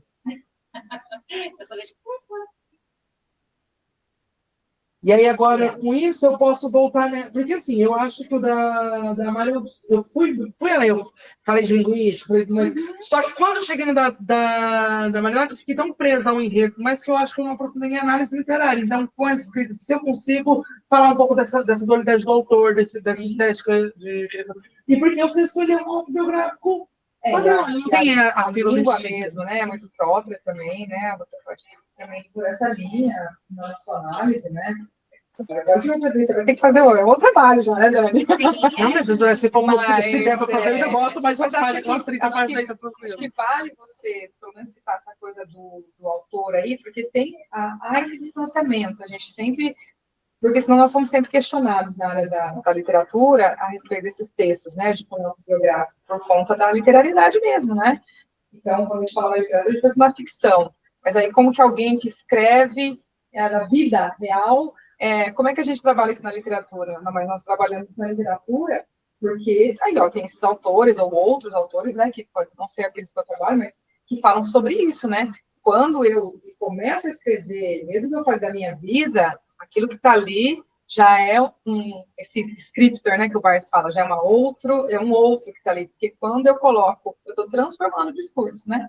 É a minha vida sendo transformada em discurso. Então, isso já vira já é considerado, né, literatura nesse ponto, quando tem essa intenção, claro, né, especialmente nessas escritas, né, diários e essas memórias, né, e quando a gente fala, por exemplo, mesmo pensando na Luísa Marilac, né, quando a Naná, né, Queiroz, ela escreve, mas quando ela fala, mesmo quando ela cita ali aquele caso da primeira que a gente leu, que eu li aqui, né, ela tinha 5 anos quando aconteceu, né? Mas ela está escrevendo como adulta. Então, quando ela se põe como adulta, pensando naquela criança, não é a criança, mas é aquela adulta revivendo, ressignificando aquilo ali, né?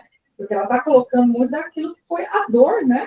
A dor dela naquele momento. Então, quando ela escreve sobre isso, não é aquela criança de 5 anos, né? Mas é a adulta que está olhando de fora para aquela e vendo o que aquela criança passou. E por isso que fica assim tão forte na gente, porque a gente olha e a gente olha para a nossa vida também, né? A gente aí mergulha no nosso interior. Por isso que eu adoro essas literaturas, né? Diário, memórias, porque acaba nós vamos assim olhando para nós mesmos, né? Mesmo que seja de maneira diferente. No caso uma trans, né? Travesti, enfim. Mas não importa, eu vou também revisitando a minha própria vida também, os meus conceitos, minhas coisas, todas nesses textos, né? Então, por isso que eu achei que eu deveria trazer alguma coisa nesse sentido, para, pelo menos, se você conseguir colocar, porque resolve essa questão, né? Então, aí, sim, um texto de memórias, é um texto, sim, da realidade, mas é uma intenção de dizer a verdade, mas o que é a verdade é a grande questão, né? O que é a verdade? É a minha verdade, a sua verdade? A gente pode falar de verdade absoluta, né? Então, quando a gente fala do texto, também não. Mas precisa haver uma intenção de verdade, que é o que elas fazem, né? Eu estou contando a minha história, estou falando da minha vida. Mas é isso, né? Então, trabalhar isso deixa essa questão mais literária mesmo. E aí eu digo para você, quanto você puder citar desses textos, esses textos são muito potentes. Essas mulheres são muito potentes. Então, o que você puder colocar, eu vi que você fez várias citações, mas tudo que você puder exemplificar, exemplifique, porque, né, pensa que depois os textos vão ser lidos, chamam a atenção, aí alguém pega a sua dissertação, vai ler, vai de repente, ler um trecho daquilo ali, vai querer ler o livro inteiro. Né? Então, quanto mais você colocar ali, melhor, né?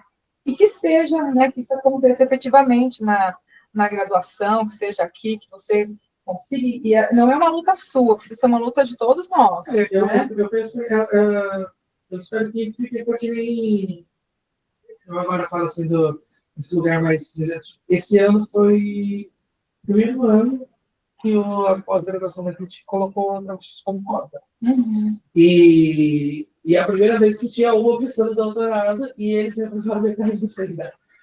Tinha 16 vagas, 8 para cotas. E a maioria das pessoas reprovaram cotas. E aí a minha crítica é, tipo, não tinha ninguém esse ano, vocês colocaram cota, vocês tinham pessoa e vocês reprovaram metade, vocês reprovaram quase todos os cotistas que se inscreveram. Então, qual o sentido disso? Vocês colocaram uma coisa para vocês usarem? Que é isso, quando eu vim falar na graduação, aí falaram assim, mas aí os professores tinham demanda. Eu falei, por que vocês colocaram um edital com 18 vagas? Sendo que delas 8 eram para cotistas e vocês reprovaram. Tipo assim, quando o processo começa, já não tinha candidatos para todas. Mesmo que passasse todo mundo presente na prova, já não dava as 18, 16 vagas. E ainda assim reprovaram metade dos candidatos. Não aceitaram um recurso. Então eu falei assim, qual que é o sentido de vocês abrirem vagas de... Para mim isso mudou muito. Foi assim, quebrou minha vida porque eu estava vivendo com a bolsa da CAPES. E eu já tinha uma informação que se eu passasse no doutorado, minha bolsa renovava. Então isso já me garantia eu continuar a minha pesquisa. E daí faz 2 meses que eu estou caçando o que fazer, porque, tipo assim, isso atrasou. Eu não vou desistir do doutorado? Não, porque eu vi, se tem uma coisa que eu agradeço, foi fazer a universidade e conseguir.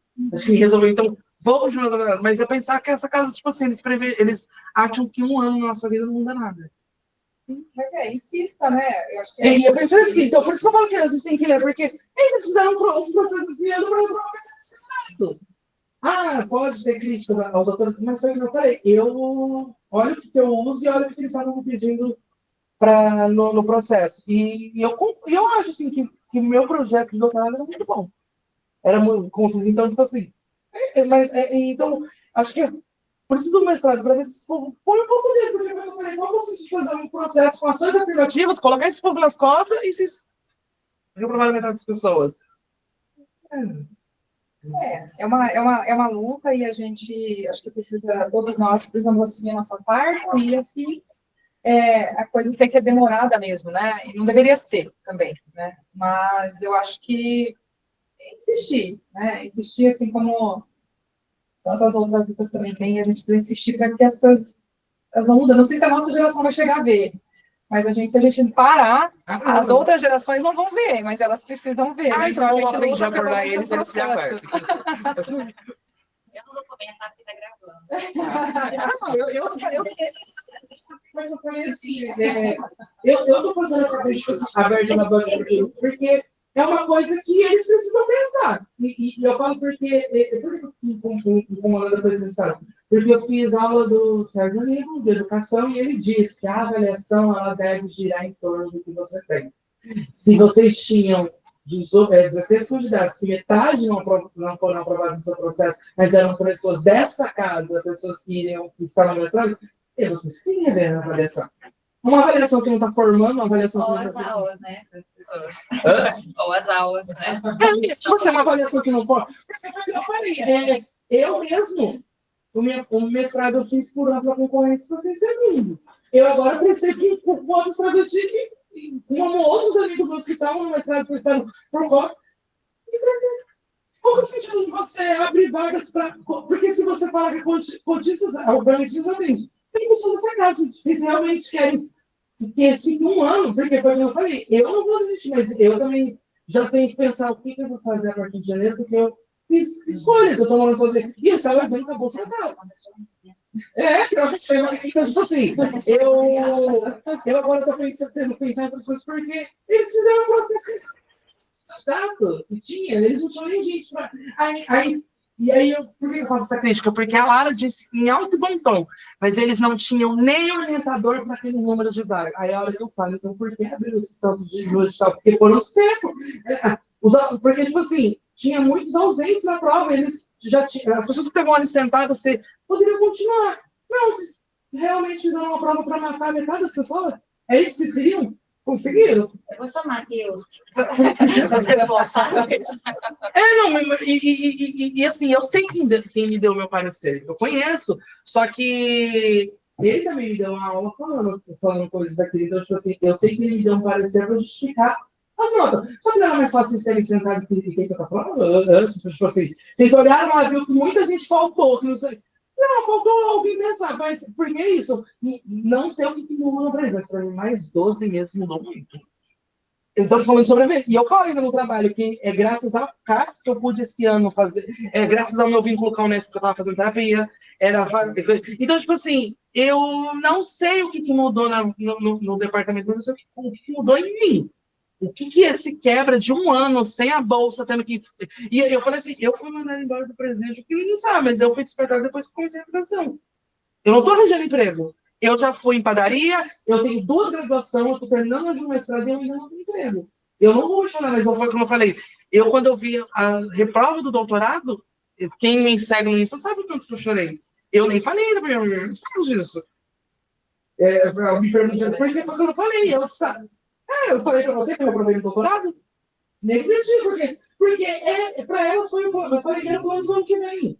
Porque era isso que cuidava de. Não encerra nada. Não, eu sei que não encerra, mas era isso que tranquilizava eu começar o ano, porque foi o que eu falei. Agora o que eu vou. É o que eu falei. Como eu falei assim para. Como eu estou acostumado a lidar com as coisas há 10 anos, eu vou me matricular em segunda língua, a partir de janeiro, vou solicitar o auxílio moradia de 1.500 e a minha pergunta é, eu posso fazer essa peça de graduação? Porque eu já vou escrever. Por isso que eu falei, se eles não vão me dar bolsa, eu vou ler os outros. Mas eu falei, eu preciso continuar com o vínculo da psicóloga que eu estou fazendo, eu sempre mudou 3 meses. Então, o que eu falo para essa casa é, vocês vão fazer um método de avaliação para incluir essas pessoas ou não? Porque eu estava fazendo o mestrado porque eu tinha uma bolsa. Eu terminei ele tranquilo, eu estou escrevendo coisas, mas a partir de agora, de janeiro, não quer mais nada, mas então, tipo assim, E se eu começar a trabalhar, você acha que eu volto pro doutorado? Não sei. Então, foi que eu falei, eles fizeram isso com mais 8 pessoas. Pra quê? Por que isso? Eles não tinham essa demanda do programa. As pessoas estavam aqui, eles reprovaram todos de um orientador. O que ele vai fazer agora esse ano, esse professor? Vai pegar uma outra pessoa que ele não está ajudando? Então, é isso que eu fico... Eu quero isso hoje, e foi o que eu falei para ele, eu queria logo isso antes de janeiro. Porque em janeiro eu quero monetizar isso, eu quero o que eu posso fazer, sabe? Fazer outros cortes. Porque as pessoas que estão aplicando essa pergunta não estão pensando na... Porque eles abriram uma vaga de cota, mas eles não entendem o que inclui essas pessoas que fazem cota.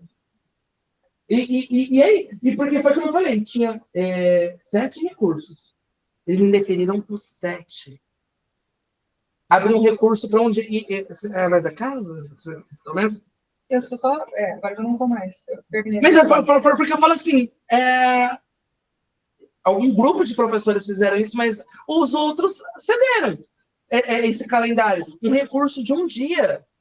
Era feriado 2 dias com a faculdade fechada, só foi aberto um dia para. E aí tinha 7 recursos todos indeferidos. Aí eu falei assim: qual é o sentido disso tudo, assim, desse processo avaliativo com cheio de pares? E aí é isso, todo mundo que lute. Mas vocês abriram 8 vagas de cota, mas vocês não pensaram em nenhuma política afirmativa para essas 8 pessoas passarem. Aí não tem. E aí essa é a minha crítica a essa coisa. Ah, fizeram bonito, colocaram lá que esse ano aceitam travestis como cota. Vocês tinham uma. E não pensariam? Vocês nunca tiveram, pois tinha uma dessa casa que ia para o doutorado, não tem outra pessoa. Então, qual é o sentido disso? Qual é o sentido de abrir uma vaga que vocês não querem preencher? Nós temos táticas. Vamos. Só foi eu falei, eu agora, 12 meses, eu vou rodando aí igual a Beyblade, eu vou fazer. Mas foi o que eu falei.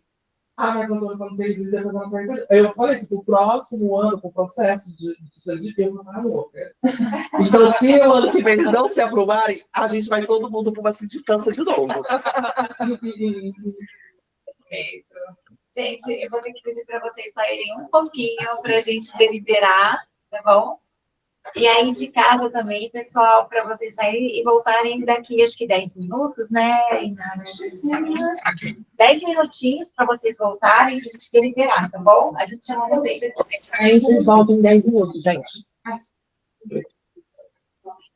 Alô, fica. Alô, fica.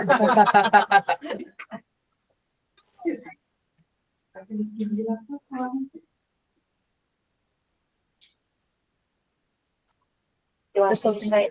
tá começando a sair, né? Tá. Ah, tem que fazer... Gente, era fazer para a gravação. Ah, tá, eu lembro. Pera, é nos 3 pontinhos, né? Isso. Depois a gente edita. Eu não enxergo. Gerenciar a gravação. Isso, gerenciar a gravação. Ô, Lu, eu preciso de óculos, mas eu não uso. Você acredita? Eu estou de lente hoje.